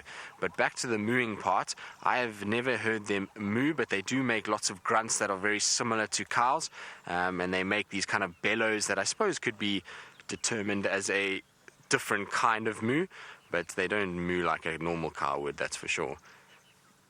But you can see how alert they are in this long grass.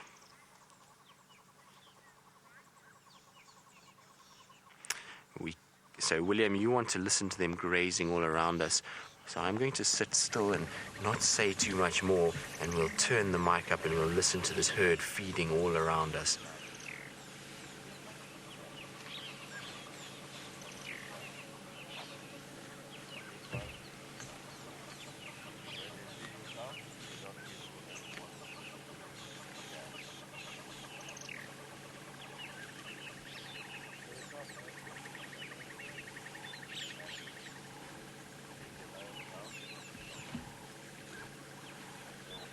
The other nice thing about being in a herd like this is not only the movement of their feet that kind of gives you the noise, but there's always oxpeckers, and so they're chattering away too, and then there's the sounds of the morning. So it really is spectacular just to stop and listen and hear them.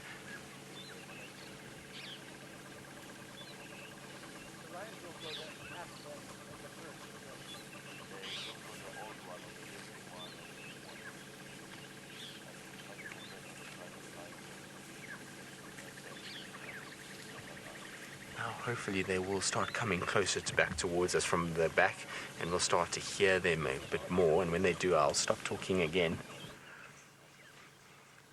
So, Megan, the buffalo do have a odor very similar to cows, but their dung smells very similar, so they have that same sort of grassy dung smell, but they don't stink as much as cows. But I think that's because cows tend to spend a lot more time in the same areas, and so the smell gets a lot more pungent. With buffalo, they kind of transition through an area, and they don't really stay in one place all too often, and so you don't end up with that smell developing in the same area. But yes, they do have a smell very similar to cows.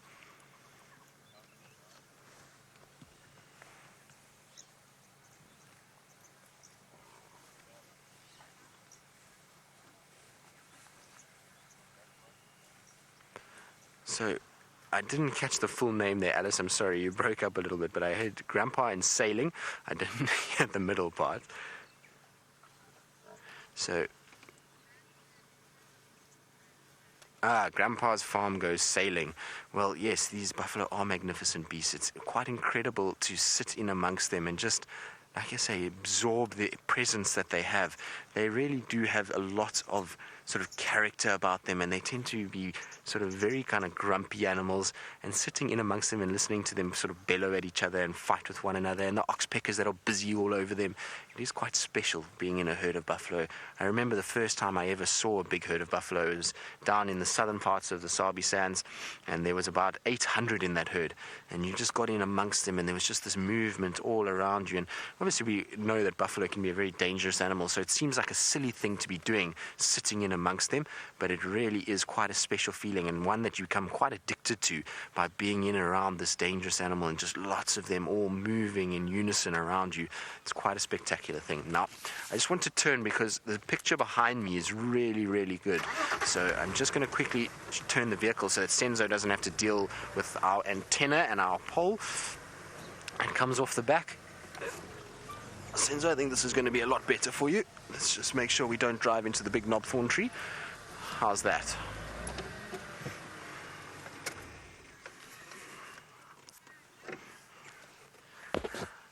So, Michael, I'm wondering how they decide where to go and whether or not there is a leader amongst the herd. Well, there will be older males and females that tend to be in the front, and they will tend to dictate the direction that the herd goes. So they normally sort of hire older members. They're not necessarily matriarchs or dominant males, but they're just more experienced animals that know where water is, know where good grazing is, and where there's safe areas that they can sort of negotiate and try and minimize the risk of lions and varying other predators. So they tend to be at the front of the herd, and they'll then drag the herd with them. And you'll find that all the younger females and young animals in the middle, and then at the back again will be some of the older bulls just to protect the herd.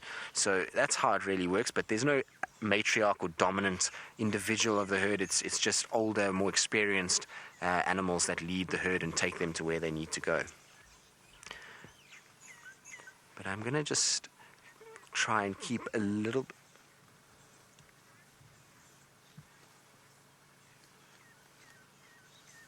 So Dana, all the way from Philadelphia, welcome Dana. I hope you are having a lovely day and that you're enjoying these buffalo. And you're wondering, now that the buffalo are back, will the lions be back? Well, yes, as we get bigger herds like this, the lions are going to start coming into the area. So I'm going to stop speaking for a little bit and I'll explain why just now. But if we listen...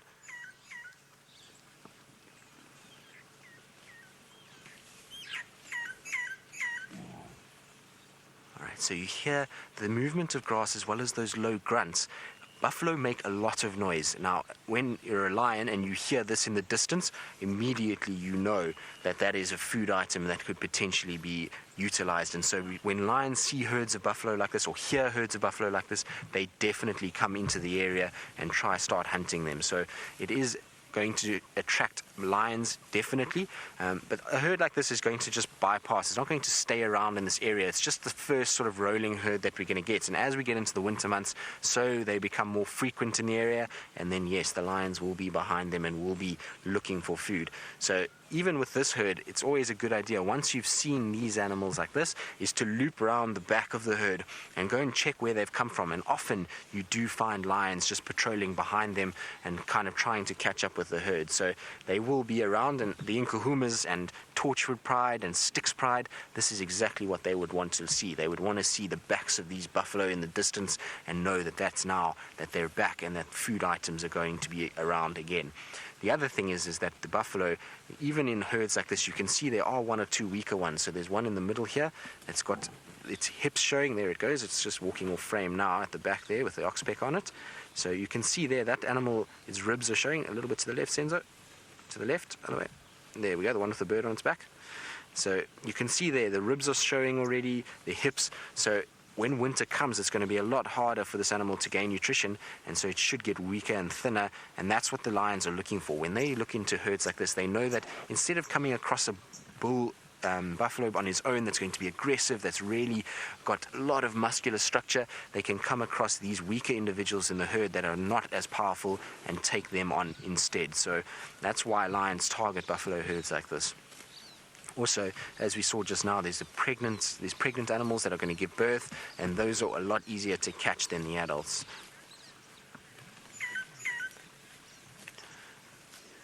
So, Tony, you're wondering if a buffalo gives birth, will it move away from the herd? Well, no, Tony.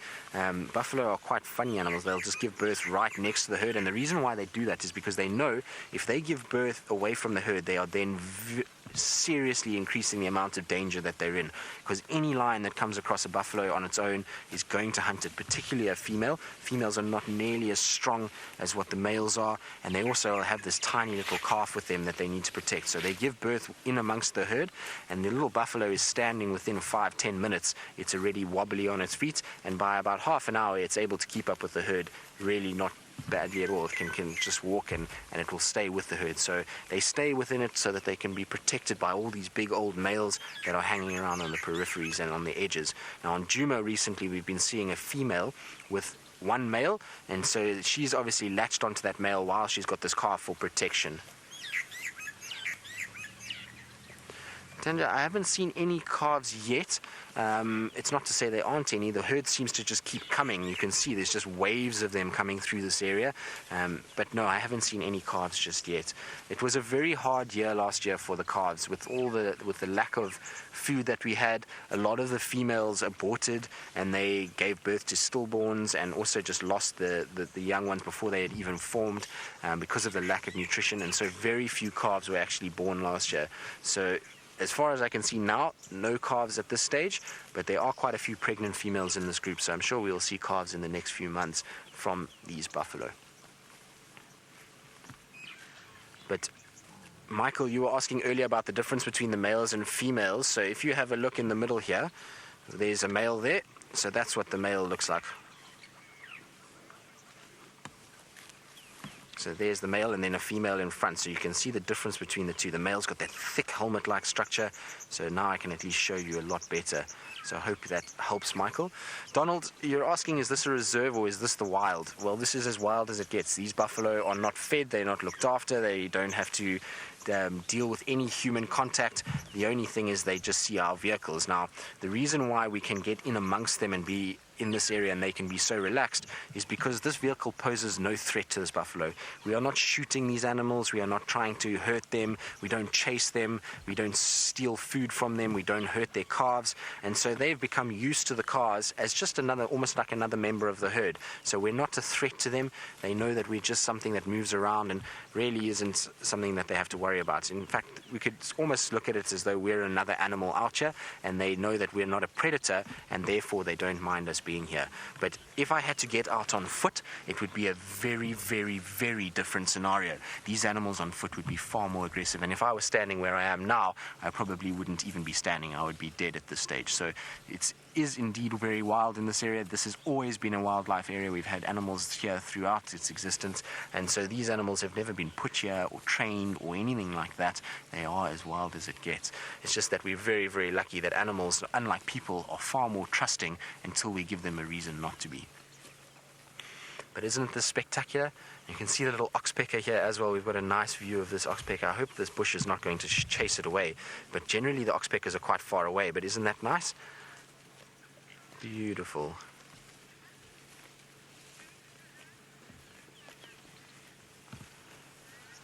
So, Laurie, now that we're actually showing you an oxpecker, it's good timing. You're wondering whether oxpeckers stay with the herd or they fly back to their nests. Well, they do fly back to their nests, so they don't stay with the herd all the time. But once the little ones are big enough to fly, they actually then do stick with the herd. So if we go to the buffalo in front of this one with that oxpecker, there is actually a juvenile sitting with its, there we go, there's the two young ones. So you can see they've got the dark beaks. So they would have come out of the nest now and they'll now travel with the adults. And on a herd like this, they pretty much try and stay with it as much as possible until they get too far from their nesting area that they have to then come back. The reason why they'll stay with the herd like this is because of the amount of food that they're going to get out of this. There's going to be so much nutrients on all of these buffalo that these guys will be sitting very, very close and trying to utilize each animal as they move around. So they do spend most of the day with the herd, but they will fly back to their nests when they need to. But we're going to carry on because we're being left behind now, and these buffalo are starting to move away from us. So I want to try and just get forward. Now, I'm surprised that they haven't gone for a drink. Like I was saying earlier, buffalo tend to be animals that are very water dependent, but these guys seem to be walking straight past this dam. I wonder if maybe the water isn't up to their standards, although I've seen buffalo drinking horrific stuff before. They often do drink horrible water. They're not too fussy when it comes to water. It's not like elephants. Elephants tend to prefer nice, clean water. But let's see, maybe they're just coming around and feeding, and then they'll come down to the dam as they go. Now, as we follow these buffalo and try and see whether or not they're going to drink, I believe Taylor is standing next to a pan, and let's see what she's got to show us.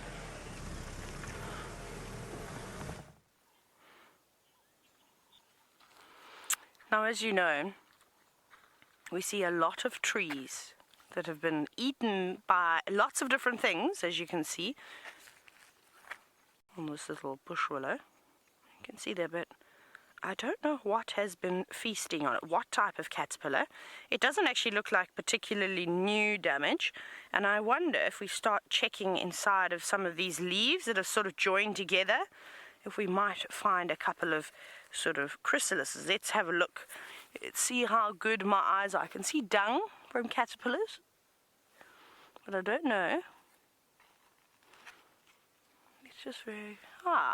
actually, here we go. So I have one on a piece of grass, but I wanted to find out who was doing this. So we do, actually. That worked out well. A little chrysalis inside that leaf. Can you see that? Now I wonder if the caterpillars were the ones that were folding them like this, just to give them a bit of shelter, because they're quite exposed, even though they've got the chrysalis to protect them. I don't know how sort of hardy it is, and I reckon you could get brushed off, or the rain could maybe knock you off, even the wind. So that's a very good spot that'll protect you quite nicely. But I'm not sure which caterpillars we discovered. I don't think we ever found any on these, on all of these bush willows and things. Sorry, I got a little tickle in my throat today, but I have got another one on a blade of grass. Not particularly big either, so definitely not a monarch. One of the smaller butterflies, maybe one of the browns. Could be one of them. They're not particularly large. And what I'd love to find is actually a cocoon or a chrysalis. I'm not sure what the blue butterflies do. I'll have to do a bit of research into that. Because they're so tiny, I would just like to see how small the cocoon and things are. Now I actually cannot wait now for the rain to come back again. Just because, like I said, I haven't ever worked in the Sabi Sand when we've ever had grass because of the terrible drought that we had for the past 3 years. But it's really interesting now, and it was just amazing how many new things you could learn when you have grass and flowers and things around. So it'll be great for next year, because we've all made notes, of course, of what types of caterpillars we did see and what we found them on. Just always checking. Something caught my attention. No, it is nothing. It's just a leaf. Just got to make sure, and to see if we can find anything new that we didn't see from last year. And that happens as well. Every year is different as they go on. Sometimes you might not see a certain species of animal. I remember we used to see the European rollers down in the Eastern Cape, and for 2 years we didn't see any of them, and then on the third year they were everywhere. Why they decided that they didn't need to come back to that particular area, I'm not sure. If it was maybe lack of food, maybe it was just sort of too cold for them, but they just didn't come to us for 2 years. But it was great to see them sort of at one point, and there were loads and loads of them. And you see down in the Eastern Cape with birds, there's some pretty ones. You've got the trogons and the not the go-away birds. We don't get go-away birds on there, but the Neisner Tarocos, which are very pretty as well. But other than that, in terms of beautiful coloured birds, there are not very many. So it was always nice to see the rollers coming down. Well, I'm just stopping and having a look at what we've got here. It's very quiet in the bush. It's just a few little spiders every now and then, but even they're getting few and far between. Hopefully when all the grass does dry out, we're going to see the return of the sort of the big herbivores, of the rhinos, of the elephants, of the buffalo, which should keep us entertained on bushwalk. Look who we've got sitting over here. 2 little butterflies, just resting for the moment. Now, they don't look particularly old and worn. And remember, we did see the other morning that a new butterfly that had emerged from its chrysalis. So I wonder if this is not one of the youngsters that have just recently developed from their larval stage and into adults. But they're just so beautiful. And because it's also a little bit chillier, we are able to get a lot closer to the insects. They don't fly away as quickly as they normally do, just because I suppose they don't really want to exhaust themselves and waste any energy. But how cool is that? That is really beautiful. And I think what I'm going to do next year is I'm going to keep an eye out for the citrus swallowtails, because that's something we haven't seen very many of. You see them occasionally, you know, those big beautiful black butterflies with all the yellow on them, the citrus swallowtails. They're quite large. They sort of get bigger than the size of my hand. I'd like to try and find out what plant species they lay their eggs on, so that we can try and find the caterpillars, because we saw the dice moth caterpillars. They're very easy to identify. We saw some of the acrias. I think we saw some of the, was it not the commodores, the caraxes, the emperors. I think we saw some of theirs. We saw well, actually we didn't see any larvae of the lunar moth, but we definitely did see a couple of lunar moths. Not enough. I think we could do with some more. Hopefully we'll get some towards the end of this year as well. Now, we've come all the way. We've actually done quite a fair amount of walking, because we're now at Elephant Carcass. And I'm not sure what Herbie's plan was, if we're going to carry on going down towards Twin Dams, or we're going to go around and just check around Treehouse, because I don't think anybody has come and checked there. We've got to do a bit of tracking now. We've got to find out where Herbie has gone walking. But James has got a bird that do the best kind of dust bathing. However, I'm not sure if it is this morning. It certainly is not. What it's doing is sitting, and it's a really nice picture, that, because you can see that the sky looks snowy white. It almost looks like it's been placed against a sort of white background. Now that is because David is exposing for the bird and not for the sky behind. And that's why that's such a remarkable picture.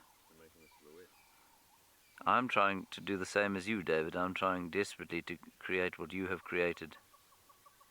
Fortunately, my brilliance does not extend to yours. Now, what I would very much like him to do is his display. While you look at him, and while we wait for him to do his display, I will inform you that I did an extensive walk around the area. Those impala were very upset by my presence, and I suspect quite strongly that whatever it is, and I'm pretty sure it's Shongile, is still around this area. We're now at the Galago Pan, so we're going to spend a little bit more time here and just see if she doesn't pop out. There he is, David.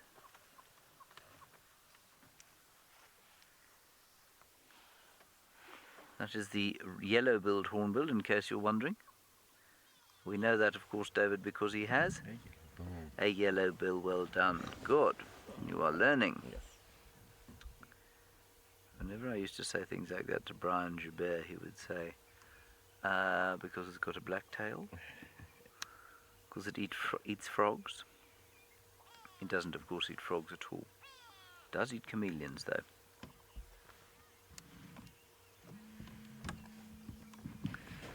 Hello, Brian. You assuming it's not the Brian Joubert I was talking of earlier. Brian, you say you never thought a bird could look like that. I'm not sure what to say to that, Brian, other than they can look like that, and indeed they do. Many of them. Many hornbills from here all the way into Southeast Asia look very similar to that. We'll try and find you some more, Brian.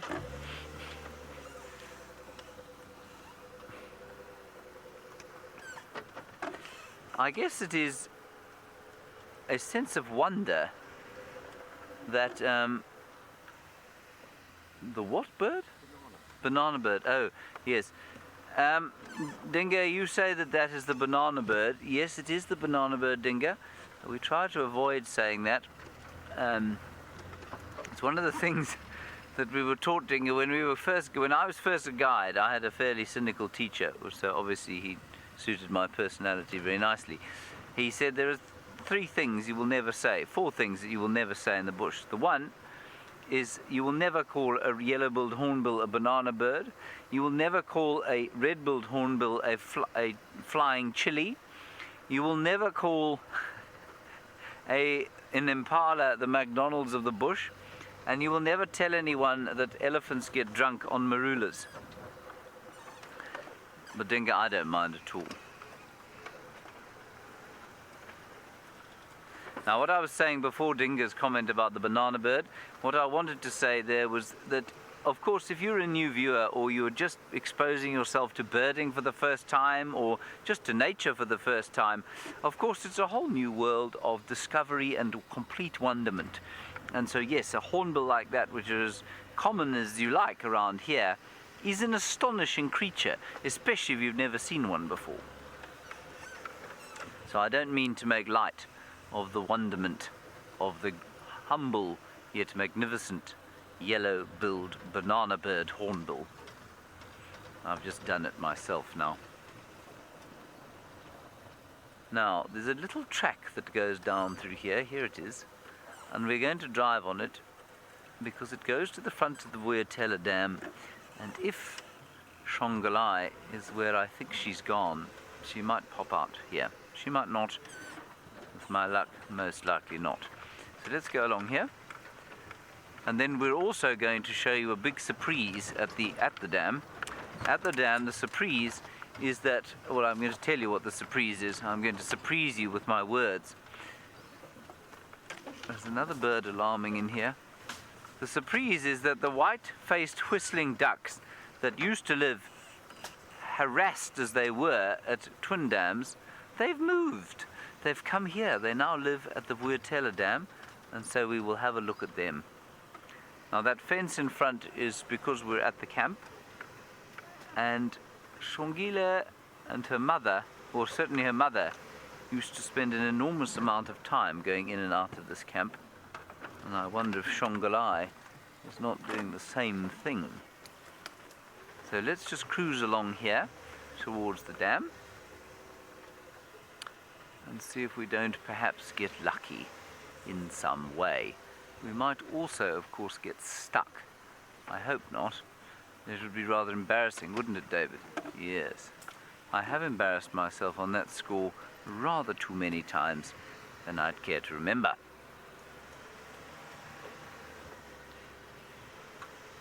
Beautiful to drive along riverbeds like this. Now let's look up into this jackalberry tree, because oft times you might find a little leopard sitting in the boughs of a jackalberry tree like that. And then just in front of us, the impala are now making their way down towards the waterhole to drink. Let's go and have a look at them quick. There they are. And let's see if they are looking as if things are awry or nerve-wracking at all. They seem to be fairly Sunday peaceful, don't they, David? And to the right of us, a beautiful call of the crested barbet.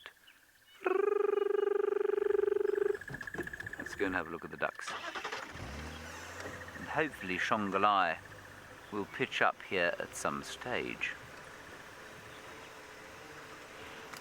And the last sort of those delicious herbaceous smells of the summer, these are the last places we're going to find them, in the drainage lines where there's a lot of water.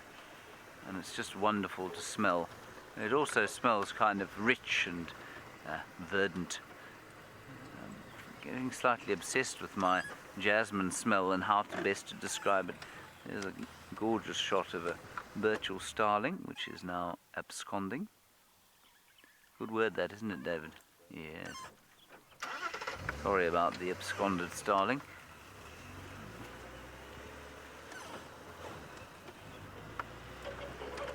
Right, we're going to go and look at the ducks and give up on the leopard, I think. And Once we've truly spiritually given up on the leopard, it will appear, almost certainly.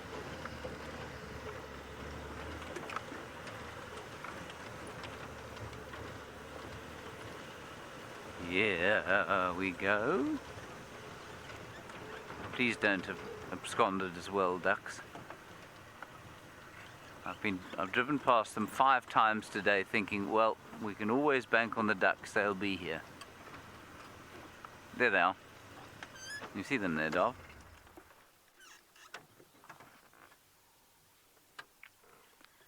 There are our white-faced whistling ducks. Now they're the same ones that used to be at Twin Dams. And I'd say that this pair of white-faced whistling ducks, you can see the 2 parents, are extremely skilled. That they've managed to raise a clutch of eggs like that, I think is absolutely astounding. Look how many there are. 1, 2, 3, 6, 7, 8, 9, 10, 11, 12, 13. I think this is a much cleverer place for them to be than the one they were in before. Simply because it'd be much more difficult for a young leopard to get at them where they are now compared with where they were before.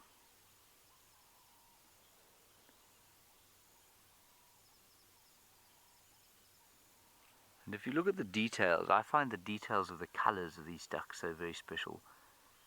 That rich russet brown on the front, and then if you look at the detail on the feathers behind, on the wing feathers, the black and white stripes, it really is quite spectacular.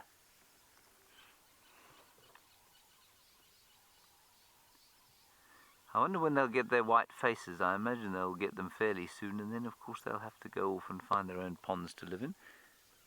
I think they're probably relatively territorial.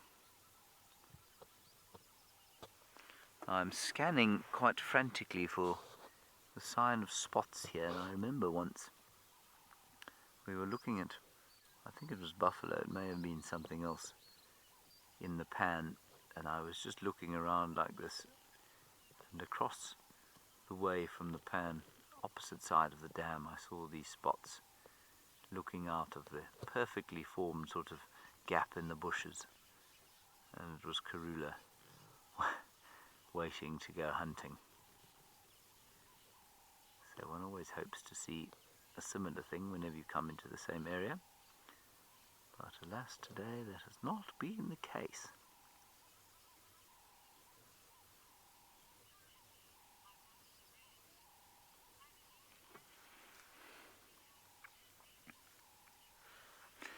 I walk in the rain. You say you believe that ducks only have 10 babies. Is that an immutable law of the universe? That's very interesting. Thank you, I walk in the rain.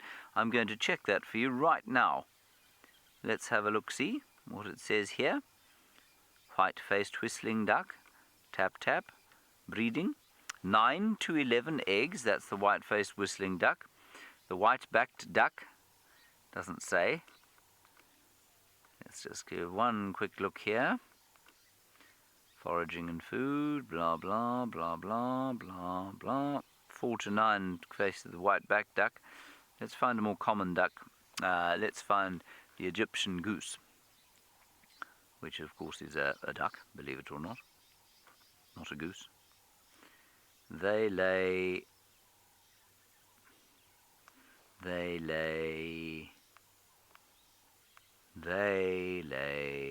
come on.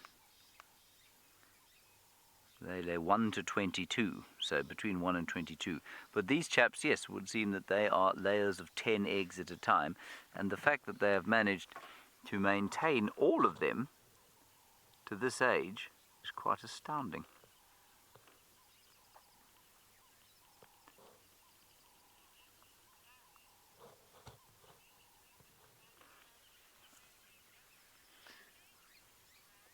Laurie, you say, do these ducks just walk from one pan to another?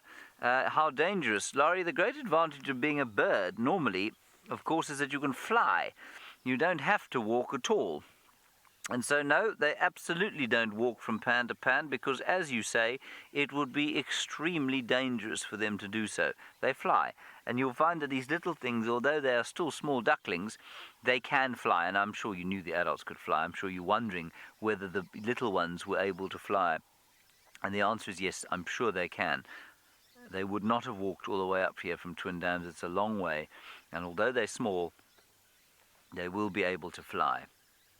And you know what, Laurie, you'll probably find that they stayed in Twin Dams waiting there simply because they were waiting for the youngsters to be able to take to the skies, rather than waiting there to be eaten by those little leopards. And of course there's lots more cover there. In that little sort of swampy patch next to Twin Dams, there's just a lot more cover than there is in this area.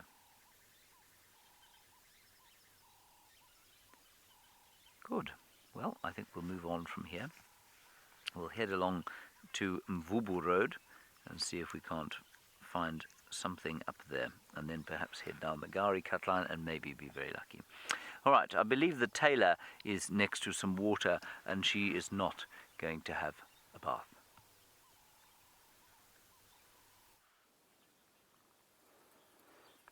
Well, I'm just trying to pick something up for all of you. Look at this. I have a dragonfly, which I found on a piece of grass, and it didn't fly away from me, which I thought was a little bit unusual. Now, I wonder if it's perhaps not a young dragonfly, because if I do that, look at its wings. Look how beautiful and sort of intact they still are. They look like they're brand new, brand spanking new set of wings that this dragonfly has got. And not scared, so it's either really old or it's really young. I can't quite decide just yet. But it is very relaxed, so relaxed that I'm able to hold it on my hand. Oh, look at it, it's cleaning itself, just cleaning its lenses. Now, in those eyes, there are thousands of individual lenses in there, which give them the most incredible eyesight. Are you a little bit hungry, Rowan?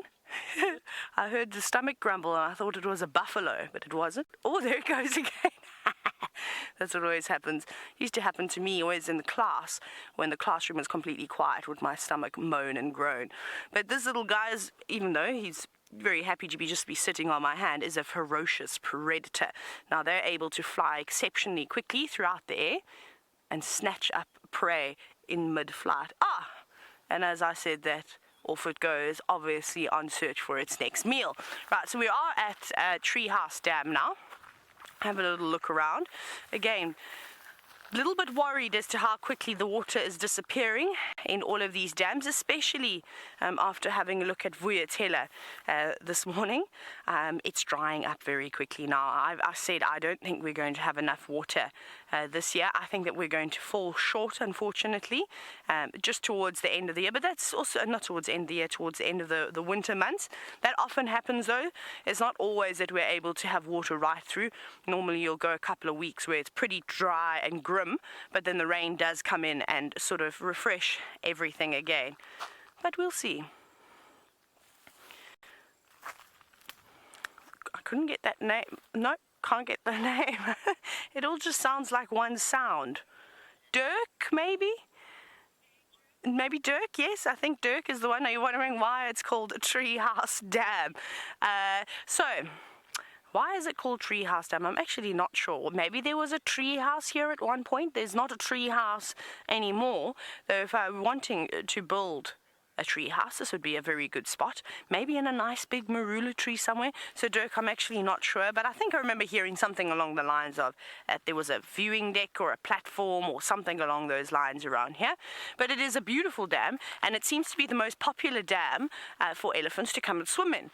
Now, I was confused as to why they weren't going and swimming even more often in Buffelshoek Dam, because that was a lot deeper and obviously a lot wider. You can fit some more elephants in. But the one afternoon we sat just behind us, and we had about 50 elephants come through and swim. Different herds meeting up. You've seen it with James. We even had night swimming elephants one evening that was also down here at Treehouse Dam. So this is a very, very popular dam. And of course, not only does it allow for elephants to come and swim, that dragonfly will live around here because that's most of its food source. It'll be preying on insects that come down sort of towards the water's edge. frogs, tadpoles, terrapins most certainly, maybe a couple of catfish or so in this dam, but well, we look at it and it doesn't look like there's much going on. But I can tell you right now, underneath the water's surface there is a whole new world under there, and it's a pity that we just can't see. Wouldn't it be nice just to be able to stick the camera into the water and have a look underneath? But I suppose it maybe wouldn't work very well unless we had some flowing water, because as it's sitting here and it's quite stagnant, there's a lot of sort of sediment in it, and it's not very clean as well with all this algae going through. So maybe putting a camera underwater wouldn't even do us any justice. We'd probably just see sort of brown gunk everywhere. But there's a lot of insects actually moving around on the surface of the water, and we see that quite often. Little midges, lots of little boatmen who are very good at snatching up tadpoles. But other than that, I haven't even seen one terrapin this morning. Maybe they haven't decided to come out and start sunning themselves yet. I think they're waiting for the break in the clouds. Let's carry on this one. Now, Shamson, now you're wondering what type of, or what kind of life expectancy do insects have? Not a very long one, or saying that some dung beetles can live for a few years, and some spiders, the baboon spiders can live for quite a long time, especially in captivity. They can live a little bit longer than they do out in the wild, as do most things. But like, for instance, looking at the butterflies, once they reach the adulthood, it's normally just a few weeks before, well, they unfortunately wilt away and the whole process starts again. So not very long for most of the insects. Cicadas can live for a very long time. A lot of the time they're underneath the ground for a couple of years before they even make a break for the surface. And remember, we were discussing how some species of insects and, well, just amphibians and things actually utilize the seasonal pan. So the pool, the mud wallows, the sort of natural formations of water that only come through when we get rain and don't last for very long. And they sort of have a staggered life cycle where they might go completely start developing, might go completely dormant for a few months, even a couple of years, until the desired conditions and or the correct rainfall comes about before they carry on. Let's take a shortcut through here. So it's quite funny. So what they've done over here is they've actually brush packed, which is one of the things that we do out in the bush to try and sort of help stop soil erosion. And of course, if we have disturbed an area by making a road or bringing a big bulldozer in and sort of moving earth around, you can imagine it causes not a great mess, a big mess, sorry. So by doing this, by putting thorn trees, laying them across, you prevent, well, theoretically, you prevent animals from feeding on all the lush grass that would be coming through. But that has not stopped the elephants, because all the elephants do, they're very clever, and the buffalo like to do it too, the buffalo will literally hook their horns over thorn trees and shove them away, and elephant will just pick up it with its trunk and move the branches wherever they go. And I think that's exactly what's happened over here, is perhaps all this mess that was once packed very nicely has been disturbed by the buffalo and the elephants. Nothing really stops them, but you can see, look at all this nice lush green grass coming through here. Now we're not seeing too much of these lovely green pieces, so that would be perfect. An elephant could come and do this, pick it all up, and then help themselves to that tasty bite. And that's what I love to see as well, is you watching now, and the animals don't seem to be worried as to where they're feeding. They're just moving around, constantly eating trees, grass, you name it. But as soon as this grass starts to go, you start to see how clever the animals are in terms of finding food. And one of my favorite things is watching, for instance, buffalo and elephants moving massive trees and shrubs away, and they're so clever, and of course sneaking under and getting all that lovely green grass. Mildred, look what we've got here.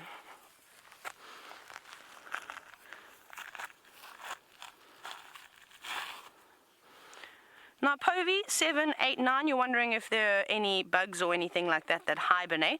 So unfortunately, it doesn't get too cold out here. So they don't go into a permanent state of hibernation, for instance, like a bear does, or like some of the other reptiles do in other countries. They sort of go into a temporary state. So depending on the temperature, they might go for a couple of weeks, hiding away in their burrows. And that could be from the tortoises to the terrapins, even to the millipedes. Termites will hide away. All these different types of animals will do this. Let me put mildred on the ground quickly. And but then when the day warms up, they'll take that opportunity, come out and actually go off feeding and getting a drink and that type of thing, or just actually getting the warmth. But this is mildred, the millipede. Well, all millipedes in my eyes are called mildreds. I think it just suits them so well. And this is not a particularly big one, as you saw on my hand. This one has still got a lot of growing to do, but it is hard at work searching about, using its little antenna to help guide it. Those are sensory organs, of course. They don't have eyes, so they don't really know where to go. They have to feel their way around, and that's why you sometimes see them sort of going over a body of water, or half of their body going over water before they realize that no, they cannot walk on it, and they cannot swim either. So they don't want to be going into something like that. But they'll typically be feeding on sort of leaves. The rotting vegetation is their favorite thing to eat, and you normally see them well around termite mounds and at night time too. They can also be nocturnal. Now that's something I saw in Australia. They have a plague of millipedes at the moment. Not 100%. I think I don't know where they said they came from, but they were everywhere, and tiny little ones, not big ones like this. But we're going to keep on walking now. Maybe we find some more millipedes, the rest of Mildred's family. Actually, look here, there's a bigger one. Ha! There's a whole lot of them. Now, this one is a little bit shy, as you can see. Look how it's curled itself up into a defensive ball straight away. And that's it. Every insect, every animal is a little bit different. Some are a little bit more relaxed than others. And this one, you can clearly see, is not very happy with us, so we won't bother it. But something that I have to show you. Look at a tight ball. And sometimes if you get too close to them and you start moving them around, and particularly the smaller ones, they actually start vigorously sort of thrashing their bodies about to imitate a snake, or to try and think if it is a bird, that potentially it's a snake and might get away. Now, there's something else that I want to show you. It's just here. Look at what is covering this grass stem. Can you see all those tiny little things? Now, I have to stick my face right up to that blade of grass. But those, to me, look like pepper ticks, or little pepper ticks waiting for somebody to get too close. Oh, have you not got them over here? All on that stem. Can you see them? All those red things. So those are the pepper ticks. There you go, just waiting. So that's a pepper tick nest. Actually a particularly small one. Sometimes there'll be thousands and thousands of them covering loads of blades of grass, and you don't know.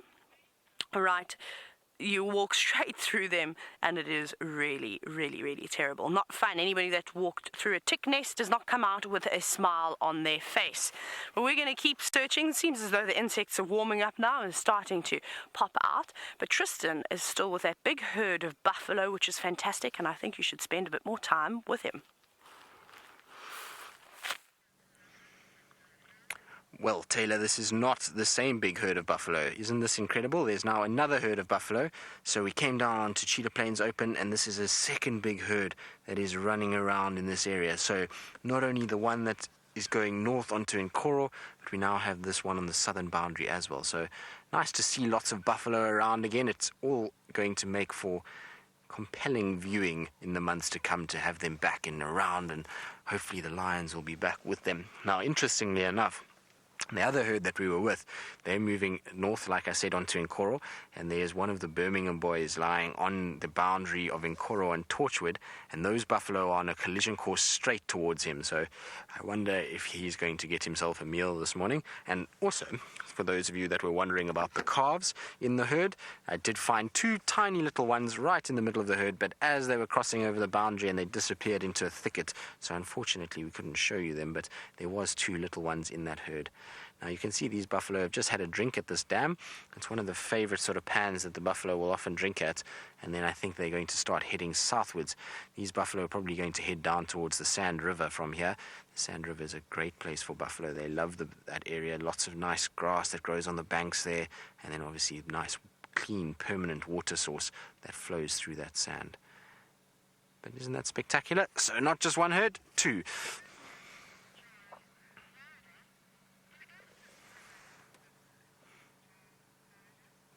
Joel Slider, you're wondering if elephants tolerate buffalo? Yes, they do. I've seen elephants and buffalo around waterholes many times, and they fairly sort of decent towards one another. Sometimes you'll find there'll be an elephant bull that can be a bit sort of grumpy, and he'll chase the buffalo away from the water while he drinks. But in a situation like this, if you had a herd of elephant, they would move past the buffalo no problem. They wouldn't be too concerned. It's only really around water that they get a little bit grumpy sometimes and chase the buffalo away. But otherwise, there's no real stress between them. They both know they are not a threat to one another in terms of the fact that they don't eat meat, either one, and so therefore they're tolerable of each other's presence. The only real incidents that I've heard of with buffalo elephant is generally when you get a single buffalo bull and he is aggressive towards one of the baby elephants, and then the adults will step in, or you get young bull elephants that are on their own that have now come out of the herd. There's a flush of testosterone through their body, and they just want to take it out on somebody. And so buffalo is slightly smaller, so they impress their size and they try and dominate these buffalo and sometimes even rhinos, and they'll then stab them and kind of use their tusks and can actually cause fatalities. But that is a very, very, very rare occurrence. It doesn't happen very often. I've seen multiple sightings of buffalo and elephant together, peacefully moving around with one another. Right, well, I think our buffalo are off into the distance, so we're going to probably leave them there and carry on.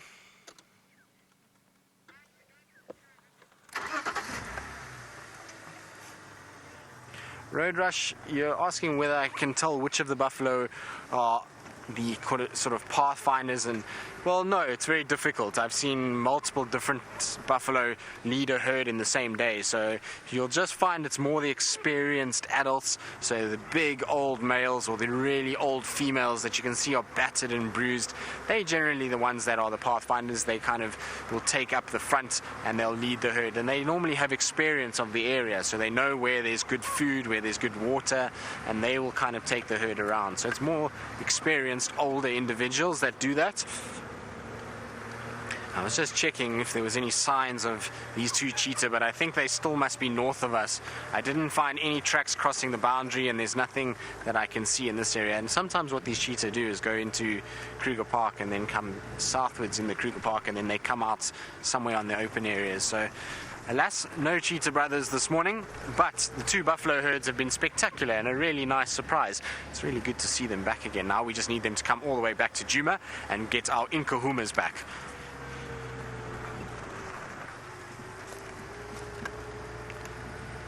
So, Jay, the herds are not territorial with each other. If this herd and the other herd found each other, you might find they actually join and walk around together. And as resources get slimmer and it becomes harder... Oh, I had two squirrels that were sunbathing, but they've now gone away. As resources get less and less and it becomes harder to find water and good grazing, so the herds start packing into the same areas, and then we start to see these mega herds developing of up to 1,000 animals at once. So they won't be territorial in any way. You'll find that they'll probably see each other and they'll actually congregate, because remember also, the more eyes and ears there are, the safer you are and the less chance it's you that are going to be killed. So they like to form bigger groups. It allows them to be able to see predators easier and hear predators easier, and also if they are attacked, as a combined force to defend themselves and keep predators at bay. So they will not be territorial to one another.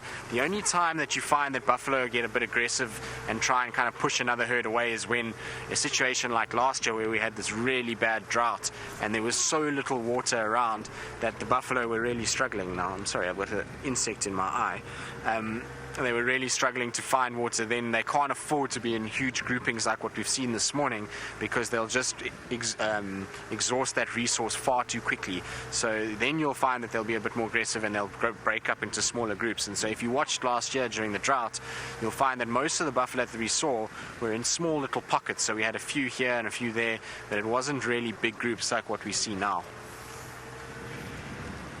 And this year is going to be much the same. We're going to have a similar situation because of the amount of sort of rain that we've had has not been huge, as well as the fact that the grass itself is actually really not as much as it looks like. It is tall, but it's very, very sort of slimly spread, and there's not going to be too much come the end of winter, so the buffalo are going to have a tough time again.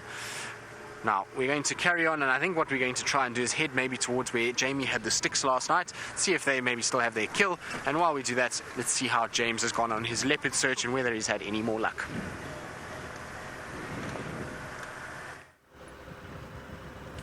I've given up on my leopard search.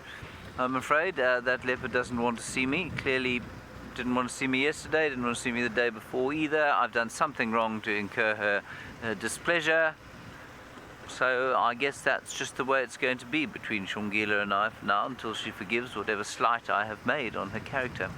I'm going to take this opportunity to disagree with Tristan, and I'm sure he won't mind this because, oh, there's a cuckoo. Do you see it, David? Ooh, David. It's very good. It was a great spotted cuckoo, everybody. And also in the grass here, before I disagree with Tristan, there are some coqui franklins. And you got them. You did have them, they were in there. Coqui francolinos. I don't know that it's going to be that difficult this season for the buffalo. I think there's a lot of standing water. And I think compared with last season, it's going to be infinitely easier than it was. I may be proved wrong, and I'm sure Tristan won't mind my disagreeing with him. But let's see. Buffelshoek Dam's got masses of water in it. Vuyatela Dam's got quite a lot of water in it. And Treehouse Dam's got much more water than it did this time last year. So I think things are going to be okay. Now, we were talking about plants or trees that have flowered and then have flowered again. Here's one here. This plant, the Senna petitiana, has begun flowering again, and it was one of the very first plants to flower in the early parts of summer, and now it's gone again.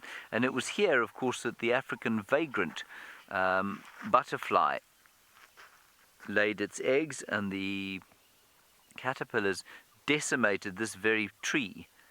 And there are no more of those, and it's almost as if the plant sort of put out the first flush, knew it was going to be sacrificed to insects, and now put out another one.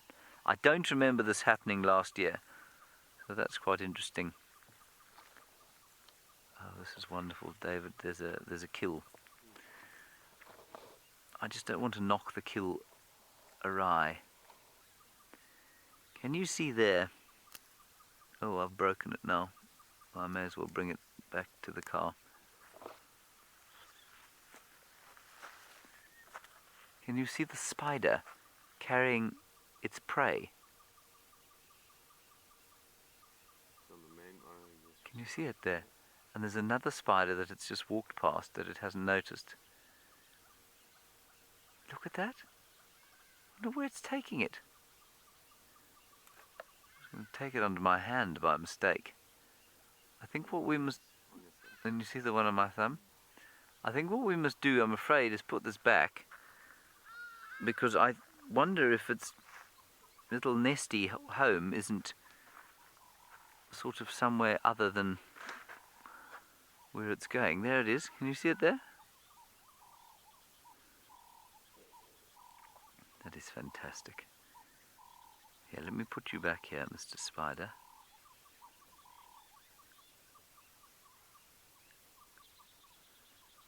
That is just beautiful. So that's Senna petitiana, and thankfully they will provide us with a little bit more flower action before the dry season begins. There's another squirrel alarm calling there. Squirrels, of course, are the great liars of the wilderness. I think they alarm call when they see us coming, thinking to themselves, ha ha ha ha ha ha ha, I bet they're looking for leopards, ha ha ha ha ha. I think that's what that beastly squirrel is doing. Now, hang on a second. Never mind. Alright, I believe Taylor has managed to find another creature with 6 leggies.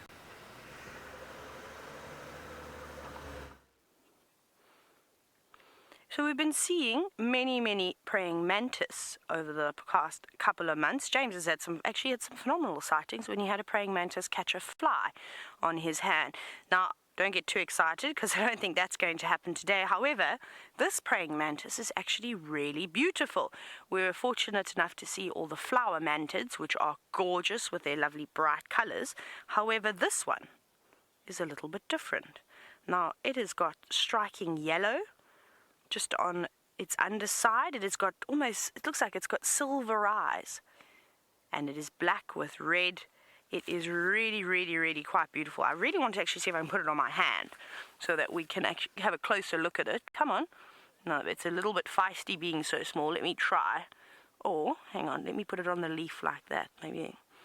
You behave, praying mantis. We want to have a very good look at you because I don't know. I don't think I've ever... Here we go, here we go.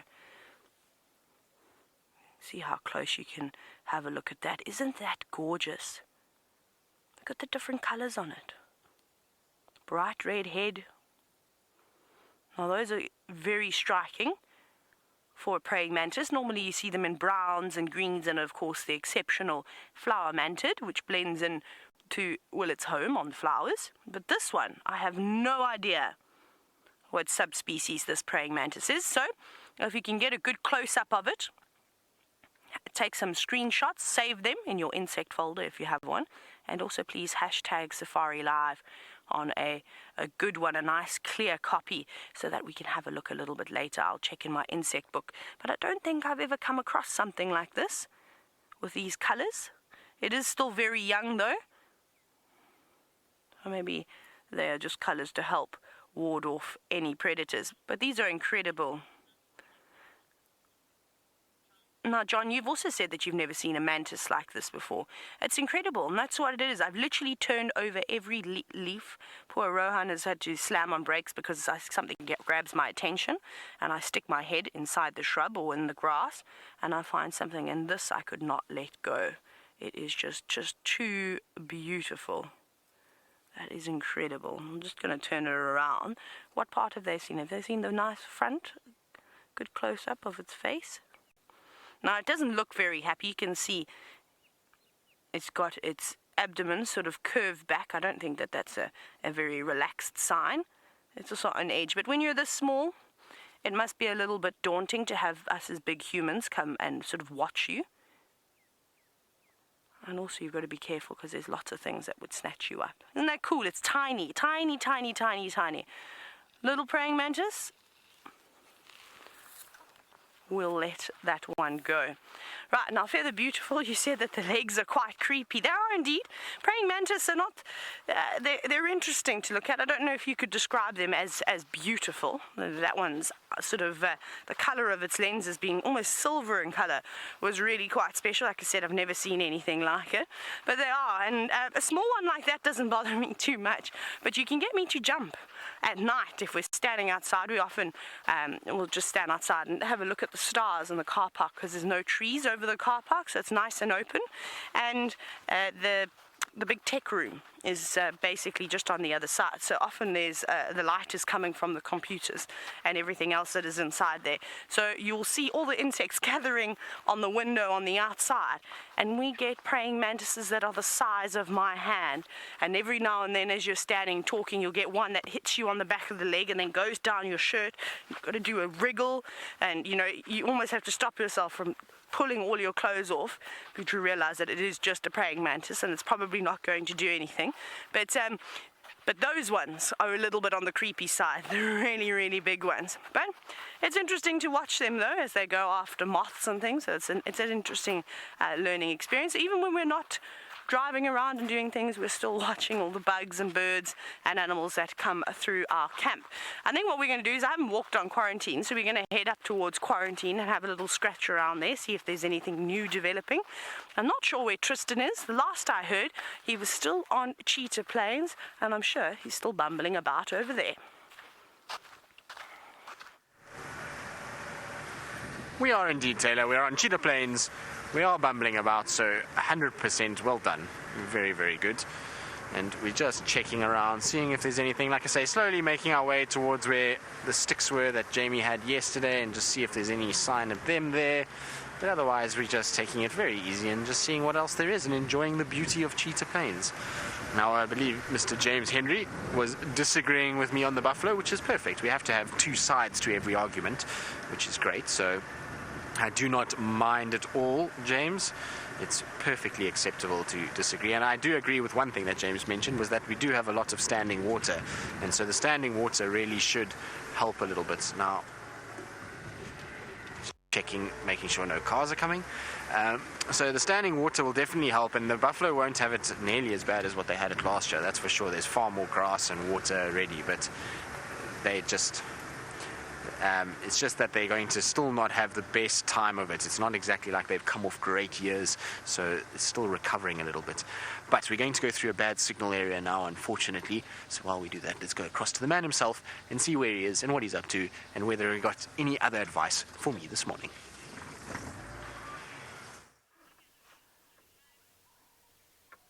Pigs disappearing.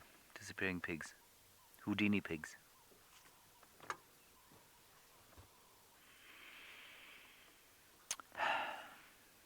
You know what I'm doing now, David?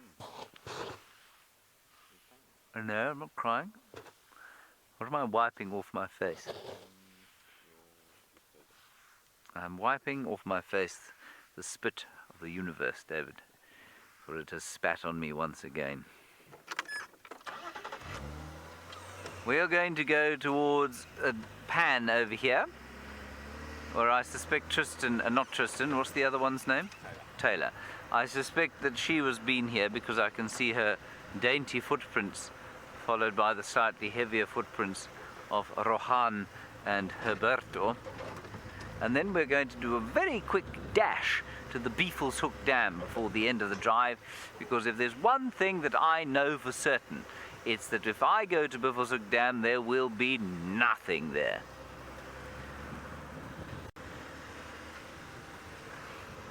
Try and defy me, universe, try. See if you can. Let's go around this corner to this little pan, where there will be nothing at all. You see, this is why a knowledge of plants is very important, because they cannot run. No matter how I bet you it wants to. This tall white squill next to us, which David is failing dismally to find. David, thank you, yes, that's him there. That cannot run away. I know it wants to. I know it's thinking to itself, how can I get out of this situation where I'm being viewed by this man on whom the universe has so clearly spat? Well, there it is, the tall white squill. Now, I'm going to try and find something out about the tall white squill quickly, because I think they're quite pretty plants, and they too have come up late in the season. Naturally, I can't find the squill in this book. I might not even have the squill. Isn't that nice? Purplish, a little bit of white. No, I'm afraid I can't tell you anything about it. I apologize.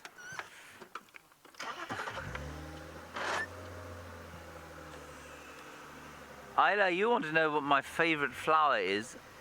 I often wonder when I've asked that question if I've been asked it before, and then if I've given an answer, and then if I'm going to give the same answer when I'm asked again. I think I've got the birds pretty taped.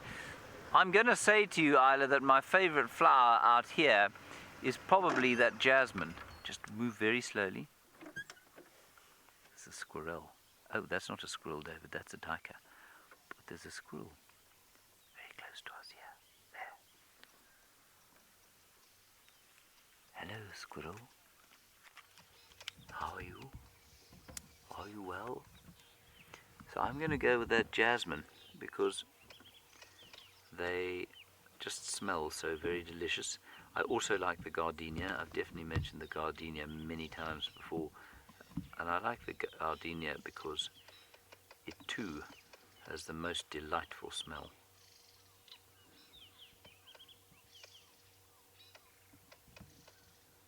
Now it's sort of giving a slightly half-hearted alarm call going.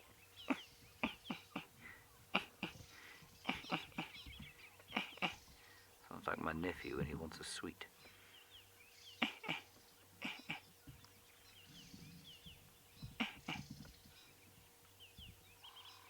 Sunday squirrel, David. You know, It's quite something when you have a 3-hour game drive and the height of your achievements is a tree squirrel, which is essentially a glorified rat with a slightly fluffy tail.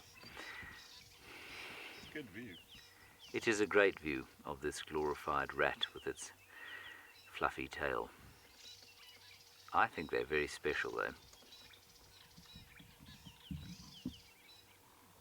Now, while I have found a small, non-carnivorous rodent as the pinnacle of my Sunday achievements, Tristan has found buffalo and also lions. We have indeed. We're with the sticks, and guess what? The tiny little cubs are here. Look at them. So these are the new little ones that I've never seen them before. Aren't they cute? Now, I'm sure these are not even 3 months old. They're still very, very spotty and super cute. And look at that one. It's now taking a nap on the branch itself. That's absolutely amazing. So it's so great. We've got all 3 sticks, all 6 of the cubs, and 1 of the Birmingham males as well. Now that little cub is just going through there. You can see the Birmingham male who's lying on top of the carcass at the moment, and off he goes to go and investigate Dad. I have to be a little bit careful that sometimes the males can get a bit grumpy with the cubs. But what I'm going to do is I'm going to go round because we're going to have a much better view of the cubs. They were actually lying out in the open here with the moms, but they've now subsequently moved. But isn't this exciting? So good to see little lion cubs. And they're so cute at the moment. They're little, they're still very, very fluffy, and they're fat from the milk that they've been getting from mom. So they're at that best phase when you start to see them when they're tiny like this. And it's great that they've been introduced into meat now. So it means that they must be about 3 months, maybe a little bit more, which is absolutely fantastic. But they are the cutest little things. Now, hopefully we can just get ourselves around where I can show you them. I don't want to chase them or get them frightened anyway, so I'm going to just pull off to the side here. There we go, Senzo. There should be a nice gap for you there. I'm going to get my head out the way. But look at that. Aren't they cute? And now, in comparison to the size of the Birmingham male, they're about the size of his front paw. So that's how small they are. They're very little. Hello, guys. Welcome to safariLIVE. So they're making their safariLIVE debut, I think. I don't think they were seen yesterday with with James and Jamie. So it's really good to see them. And there are 4 of them in total. And they've done really, really well to be able to negotiate the floods that we've had, because they were born around the time that we had the sort of flooding drainage lines. So it's really good to see that they made it through all of that, and they were actually in fact in the drainage line when they were born. So I'm glad that they didn't get caught up in that flooding. But are they not the sweetest little things? And so nice of the sticks to be lying out in the open for us.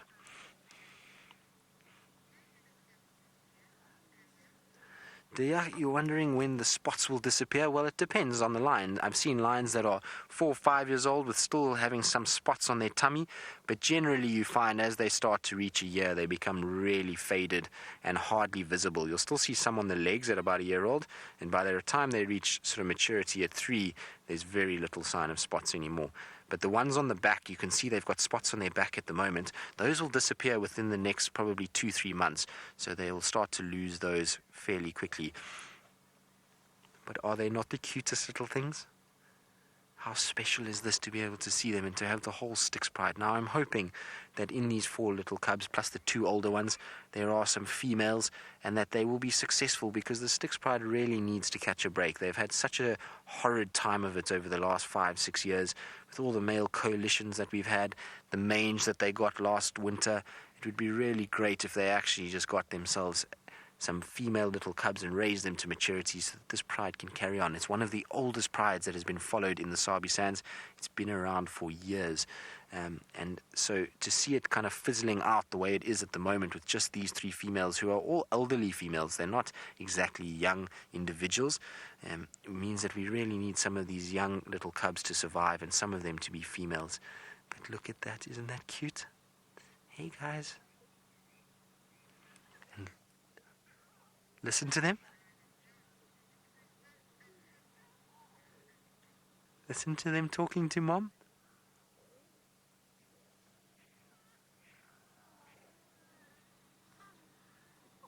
Isn't that amazing? I love when little lion cubs want milk.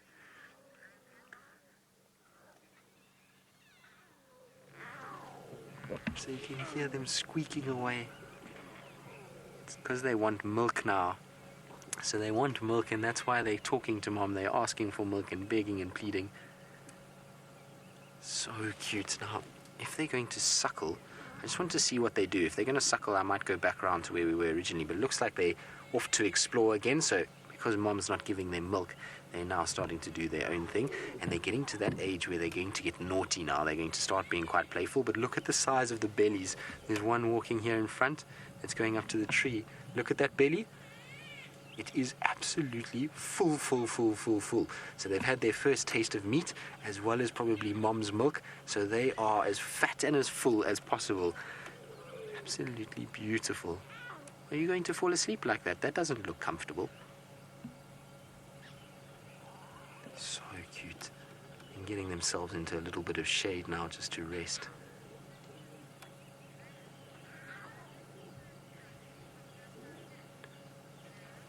So Drea, yes, all 4 cubs are from one lioness. They're from the lioness on the right-hand side, who's lying there. There's actually one cub that's busy playing with her at the moment, so that's the mother of all 4. And then there are 2 older cubs that are now about 6 months old, 5-6 months old, and they're lying behind the Birmingham boy. So you can see where he is over here. There the little cubs are over that area. You can just see a little ear sticking out. So those are the 2 older cubs.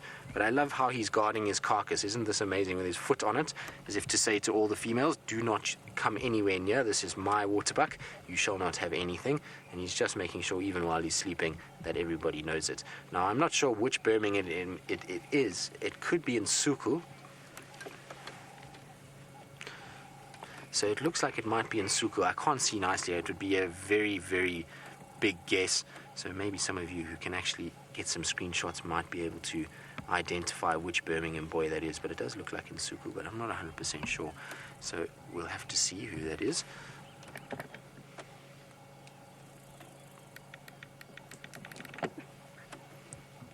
Now, some of the Styx lionesses are waking up. I think they're getting a little bit hot. The sun has just started to come out. So I think they're wanting to find some shade. So we might see this female standing up.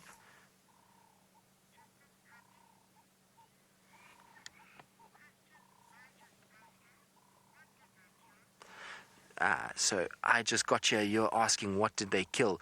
Well, it looks like a adult female waterbuck. So just in front of the Birmingham's head, where he's now sitting with his paw up, we go down there, you can see the head of the waterbuck there. So there's the ears and the eyes, and there's no horns coming off there. So it looks like a female waterbuck that they've managed to kill, which is a fairly decent meal for 3 lionesses. But now that the Birmingham boy has arrived, he's going to eat all of that. And so by the end of today, there will be nothing left. And I would imagine that if it gets really hot, these lionesses actually might abandon this carcass and move towards some sort of water source today and get themselves a little bit of moisture just to rehydrate after sitting in the heat with such full bellies and panting so much.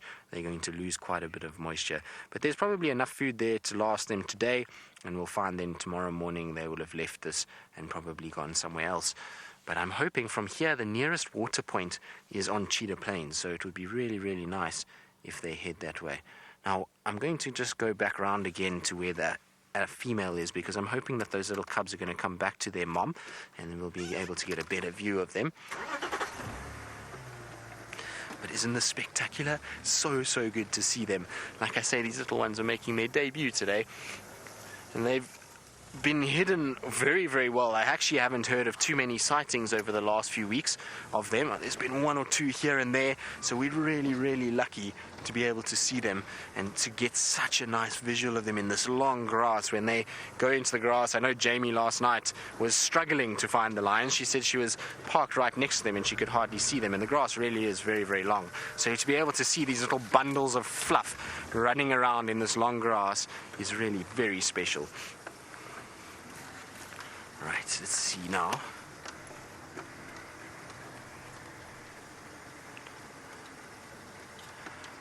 Alright, so there we go. Hopefully the little ones will come out to mom. Rebecca, you're wondering what animals will prey on the cubs given the chance.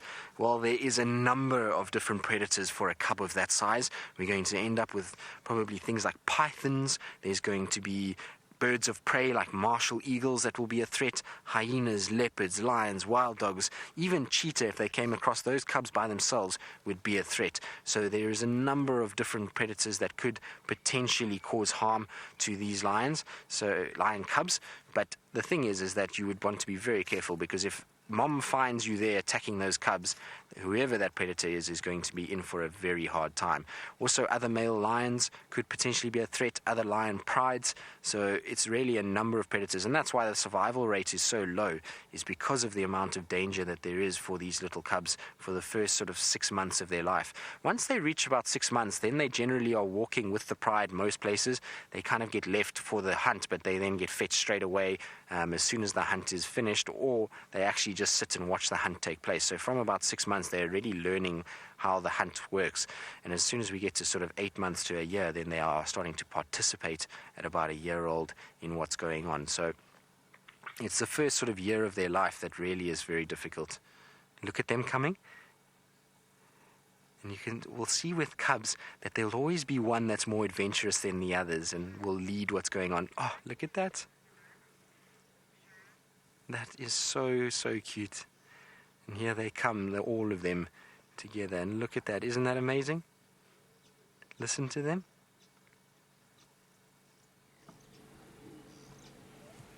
Absolutely incredible. So, Jan, you're wondering if lions stay together for all their life. Now, if there isn't a cuter picture, there is one right there. So for those of you that like screenshots, that's absolutely beautiful, with the little cub just lying under mom's protection, getting groomed.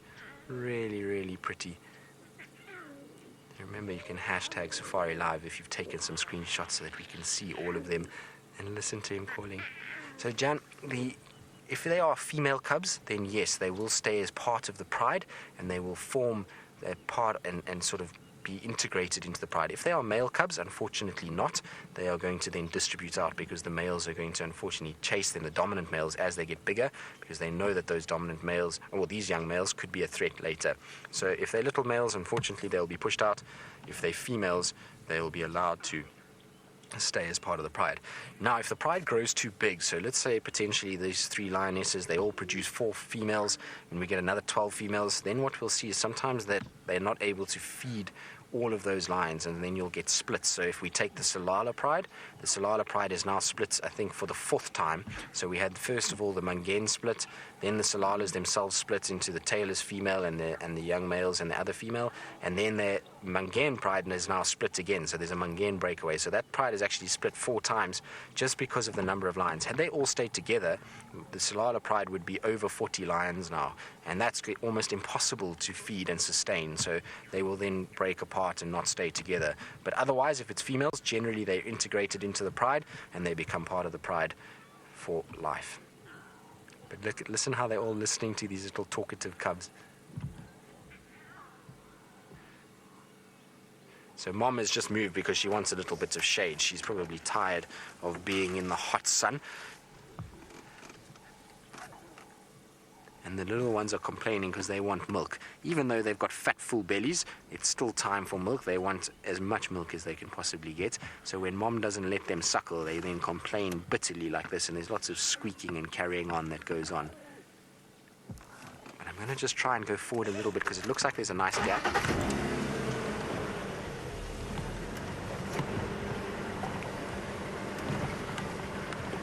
So, Lauren, you're asking, will the cubs nurse from the other lioness? Well, there's no other lioness at the moment that's producing milk sufficient to sustain these 4 cubs. There we go, there's one suckling. So at the moment, no. But if another female had to give birth and she also had milk, then it is possible. Generally, lions will prefer that their own offspring is the ones that actually suckle off them. But if the others have been away for a while and those cubs are starving, they will then sometimes allo-suckle and allow another litter to suckle from them. But in the Styx case, there's no other female at this stage that has cubs that will supply enough milk to sustain these little ones, so they'll just be suckling off their mother. And that's why she spends so little time with them. There's been a lot of cases where we've just had 2 lionesses in this area with the Styx, or 2 lionesses and a Birmingham boy, and that's because this female is spending so much time with her little ones, just trying to sustain them and give them the nutrients that they need to survive. And you can actually see there, this is quite a great picture, an example of how we know when the lionesses have given birth. If you have a look, she's very full at the moment, so she's got a very swollen tummy, but just above the cub's head you can see there's almost like a seam and then a swelling of the glands there where that are producing the milk. So the lioness's tummy changes slightly. If she doesn't have cubs, that would all be flat. You wouldn't get that bulge of milk like that, so you know straight away when they've given birth because you see that heavy amount of milk. And even just prior to birth you start to see that happening. But it's just a nice example of the different sort of shape between being full and when they have young ones and are producing milk. Now,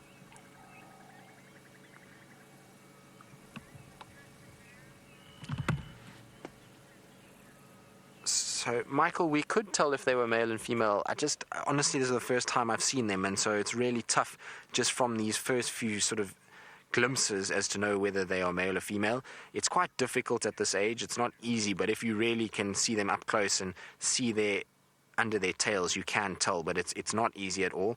So I would really not be able to tell you how many are male or female at this stage. Maybe a little bit later, or if we get a clearer view, we can do some screenshots and see if we can't see if they are male or females, but at this stage I'm not 100% sure, to be honest.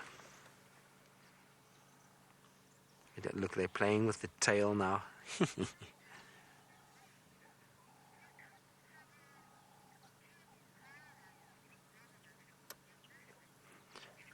So, Mean, I'll get your question now. It looks like possibly one of the older cubs is starting to come in and start to cause trouble. It's just fallen on this left-hand side of where those cubs are now. So let's see if they start to come and play with their younger siblings. Nope, they're all having a little bit of a nap now.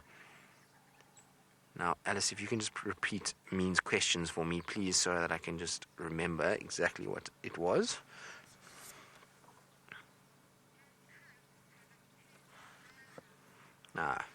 So do the cubs have a hierarchy or dominance in amongst them? No, not at this age. I mean, this age they're still quite small, and they will all fight for access to the teats, and because there's 4 of them, they're lucky. They're all going to be able to get to a teat. She's got 4 teats, and so they're all going to be able to suckle. When you do start to develop a hierarchy is generally when there's more than 4. They then start to fight with each other quite a bit to be able to get access to those teats, and you'll find one that will get the most access will become the strongest one and be able to then start dominating the rest of them. But as they start to get older, there will definitely be siblings that get slightly bigger, and they will then become the more sort of dominant of the group of them and play around. And when they're playing, they will sort of wrestle with the others and be able to pin them down a little bit more. So it does happen. So you can see the size difference now already. So that's the difference between 3 months and 6 months. They've almost doubled in size. You can see that's one of the older cubs. It's now just disappearing behind the bush there. But that's the size difference, and it shows you just how fast these little lion cubs do grow. But they are really at the best stage now. Well, this is my favorite time to see lion cubs, when they're sort of between 2 and 4 months. They really, really are quite special. So she's up again now. I just need to let everybody know that I am in the sighting. Stations, I'm on lock with the sticks.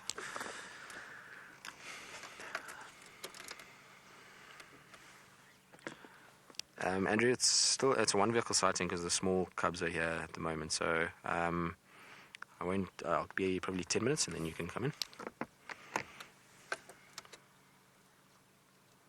So with the sighting at the moment, it is because these little cubs are so small, we're just introducing them to the vehicles and getting them used to the fact that they have these big sort of great moving machines around them, and so it's just a 1 vehicle sighting so that they can get used to it, and we don't want to stress them out, and so we don't get to spend nearly as much time with them as we would probably want to, but we will sit with it for them in about another 10 minutes, and then we'll make space for Andrew, who's from Cheetah Plains and is always very accommodating and helpful with us in the north, so we definitely would want to help him as much as possible as well and allow him to see such a special sight.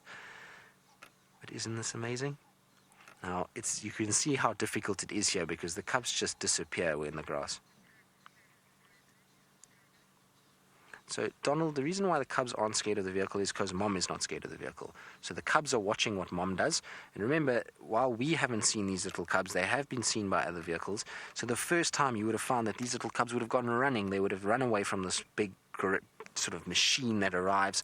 But because Mom sits there completely unfazed, she doesn't pay any attention to us, the cubs learn from their mother. So if their mother's relaxed, they then learn, well, it's nothing that we need to worry about. Mom will take care of us, and she'll show if it's something we need to be scared about. And that's why they've become relaxed around the car. Also, at their age, they're quite inquisitive. So now there's something new that Mom doesn't mind around that they can go and look at and investigate. And so that's why they tend to be very, very chilled and very calm around the vehicles.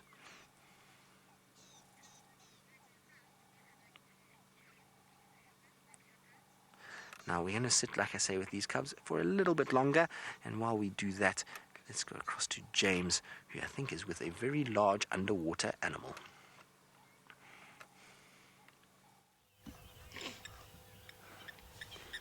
Now, I wonder what a very large underwater animal could be. What do you think it is? Could it be a great white shark? No! It is Hippopotamus amphibius.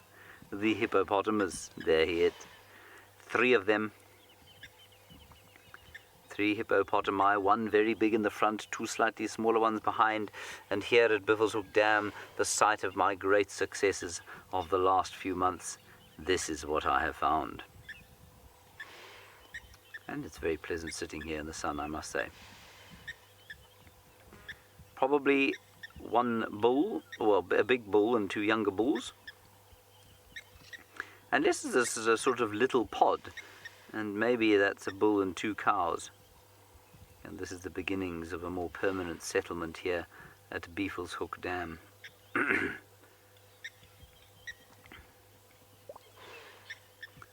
must say, I often wonder if a hippopotamus is very bright, because to sit all day long contemplating nothing but the feeling of the water as it passes over your nose, eyes and ears, I imagine that you must have a brain that is either very good at abstract thought or entirely dim, so it doesn't think a great deal. I doubt they ponder a huge amount on the sort of difficulties of the universe and its existence, or whether indeed it does exist.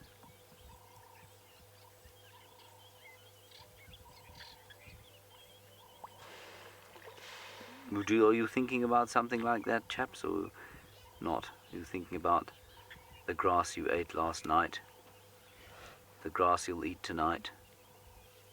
It'd be quite nice if this is sort of beginnings of a pod, a bull and 2 cows. They may have some youngsters, and if this waterhole stays full for long enough, well, then they might stay here for a while.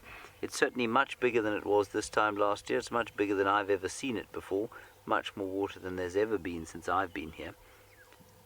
And so perhaps we will be very lucky, and they will set up permanent residence here.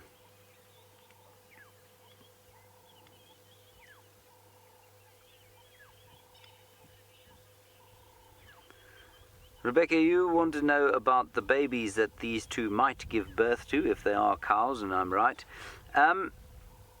You want to know if they only give birth to 1 at a time. Yes, they do. I've no doubt that there have probably been, at various stages of history, the odd hippopotamus that's given birth to twins. I'd say that's probably possible. Have I ever seen it? No, I haven't. I feel like I've read about it, though. So I'm sure twins is possible. It would be highly unusual, though, except to say that when a hippopotamus is born, it is proportionately smaller than something like a rhino, which is of equal mass as an adult. So when a hippopotamus gestation period is only 8 months, and a rhino's is almost 16 months, and so the baby is proportionately smaller, and I would imagine, therefore, that because the baby is smaller and it's slightly more altricial, it's slightly less able to run around than a rhino's or than an Impalas or something like that. Because of that, I imagine there's probably a little bit of extra space in the uterus, which could allow for a double birth. So maybe it does happen more often than I think. Alrighty, we're going to leave these chaps. Tristan has got a nice close-up, apparently, of those tiny little baby teddy bear cubs. We did, but they're moving because Mom is moving, so I'm just trying to reposition myself so that we can see them. They came right up to the car to investigate what we were, and then Mom called them back and said, that's far enough. You just stay where you are. So I'm just going to try and get around this little corner here so we can show you these little ones because Mom is there. Hello, little guys. Hello. Isn't that cute? Listen to them talking.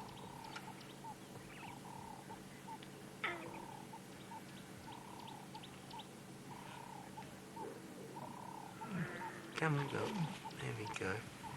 So it looks like she's going to lie down, which means the other cubs will go there. So then I can just move slightly forward, and then we'll have a really nice, clear view of all of them, which will be really great because the older cubs have also arrived out now. They're right out in the open, so we should get a really nice view of all of them together. Now, there we go. Isn't that nice? That's special. There we go. Hello, guys. Hello, my girl. Isn't she magnificent? Yes, your babies are beautiful. Well done.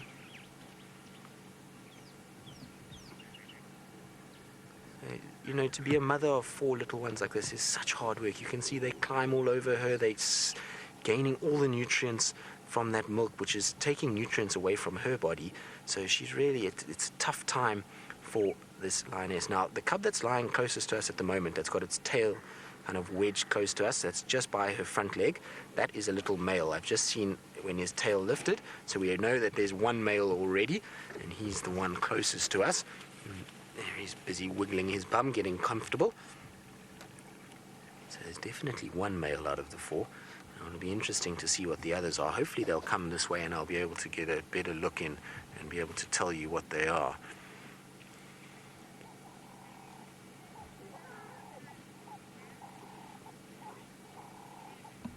So, David, you're wondering if the lioness will try and keep the male around for protection. Oh, hello, little one. No, not really. I've seen that sometimes they actually get quite aggressive with the males being close to their cubs. Okay, so we've got a little female and a little male. Sorry, I'm just watching them as they're moving around. So they actually can sometimes get quite aggressive with the cubs, with the males. The males often are a bit rough with the cubs, and so the females then don't really like the males around. Also, when you've got a coalition of 4 males like the Birminghams, there sometimes is the possibility that one of the coalition members kills the cubs thinking that it might not be his. So she'll be a little bit wary of that, but the Birminghams have proved so far that they really are quite good dads, and they've spent a lot of time with both the Nkahuma and the Styx cubs in the past, and they've been really very good to those cubs. They've often very tolerant of the cubs feeding around the carcass. So in terms of these particular 4 males, they seem to be good, and so the Styx actually spend a lot of time with them, and so do the Nkahumas, and it seems to work really well. And the males will offer some form of protection, but these 3 females will be perfect. Look at that, there's a big hug. Isn't that amazing? That is so awesome. Now, we saw Amber Eyes hug one of the Nkahuma cubs before, but that one was a real serious hug. That little cub got dragged from far away and brought in. There we go. I wonder if this one's going to get a little hug as well. Yes, there we go. Hello, little one. Now it's time for you to get groomed. Isn't this amazing? Oh, so special.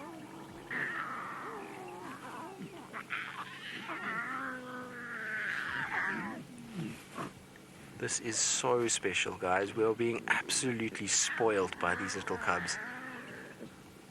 That's amazing. And she's talking back to them. You hear her, she's got that low, deep grunt.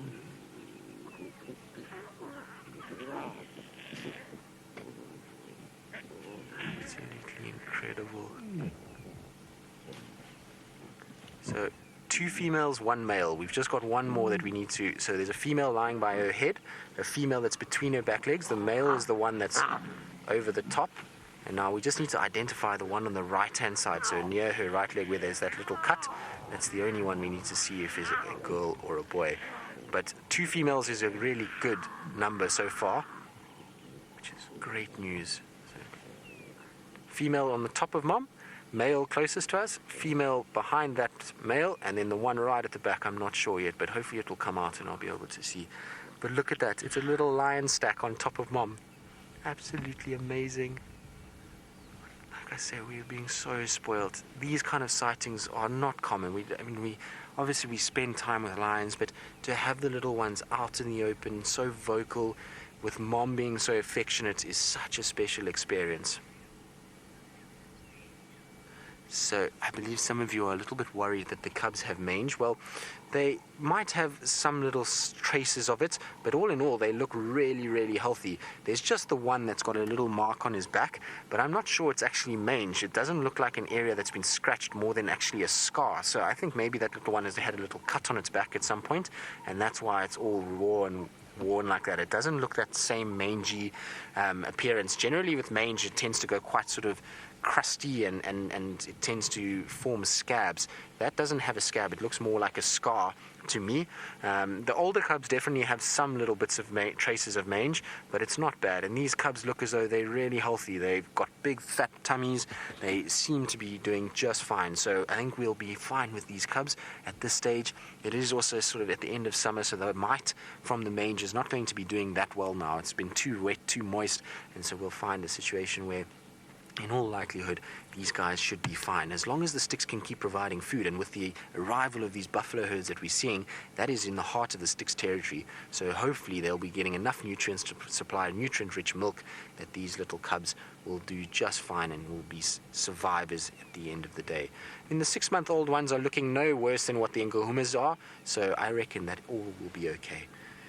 Now, as much as I would love to spend the entire day here today, we do need to let some of the other guys in, and it's such a special sighting that for people that have come all the way to South Africa, it would be wonderful for them to see that. So we're going to probably try and just sneak our way out without disturbing these little ones and allow Andrew to come and have a look while they're out in the open and he can get a nice view of them. But I'm sure these cubs will still be here this afternoon, so it will be a perfect chance to come this afternoon. All right, well, we're going to carry on. Now, James, I believe, is still driving, still looking, and I hope his luck is going to change with something special on his way home.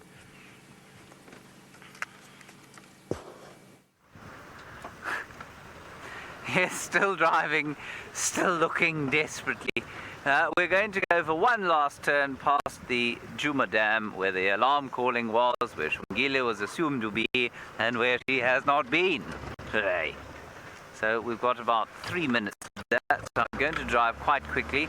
We may or may not lose David from the back of the car. I hope we won't. See what we can see that end. We saw one Nyala since I saw you last. It was unfortunately in an area of absolutely no signal whatsoever. Up and over we go. She's going to appear just in front of us, under this tree. Is she? You can hear an alarm calling green-backed bleating warbler.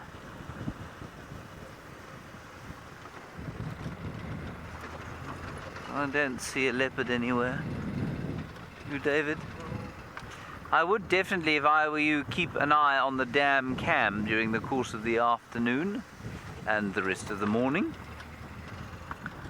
for she may well pitch up at some stage. I mean, I'm assuming it was her. Could have been Tingana or someone like that, but I don't think so. And as I keep banging on about, this grass, of course, is so long that the leopard can sink down slowly to its haunches and become completely and utterly invisible.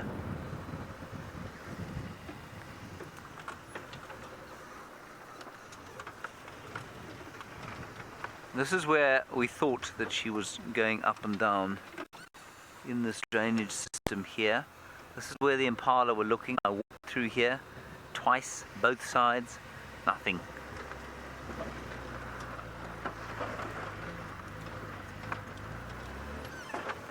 We'll have one last look at Gelago Pan.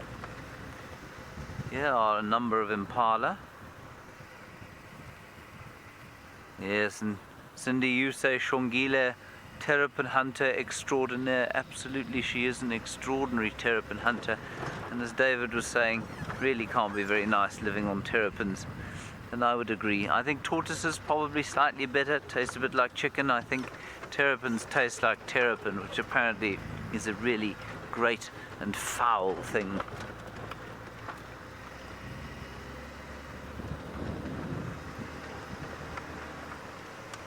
A little bit of mud there with a dam, not a dam, a dove in it. So not much going on there. Not much time left, is there, David, to be finding it? We've only got 30 seconds before we'll have to say goodbye and go and eat Amanda's deliciousness. All right, everyone, that is going to be it from us today. Thank you very much for coming on our drive. I apologize once again for my incompetence, but at least Tristan was competent and so was Taylor. Thank you, David, for your efforts, and thank you to all of you for your questions and comments. We will see you later this afternoon at 1530 hours. Bye-bye.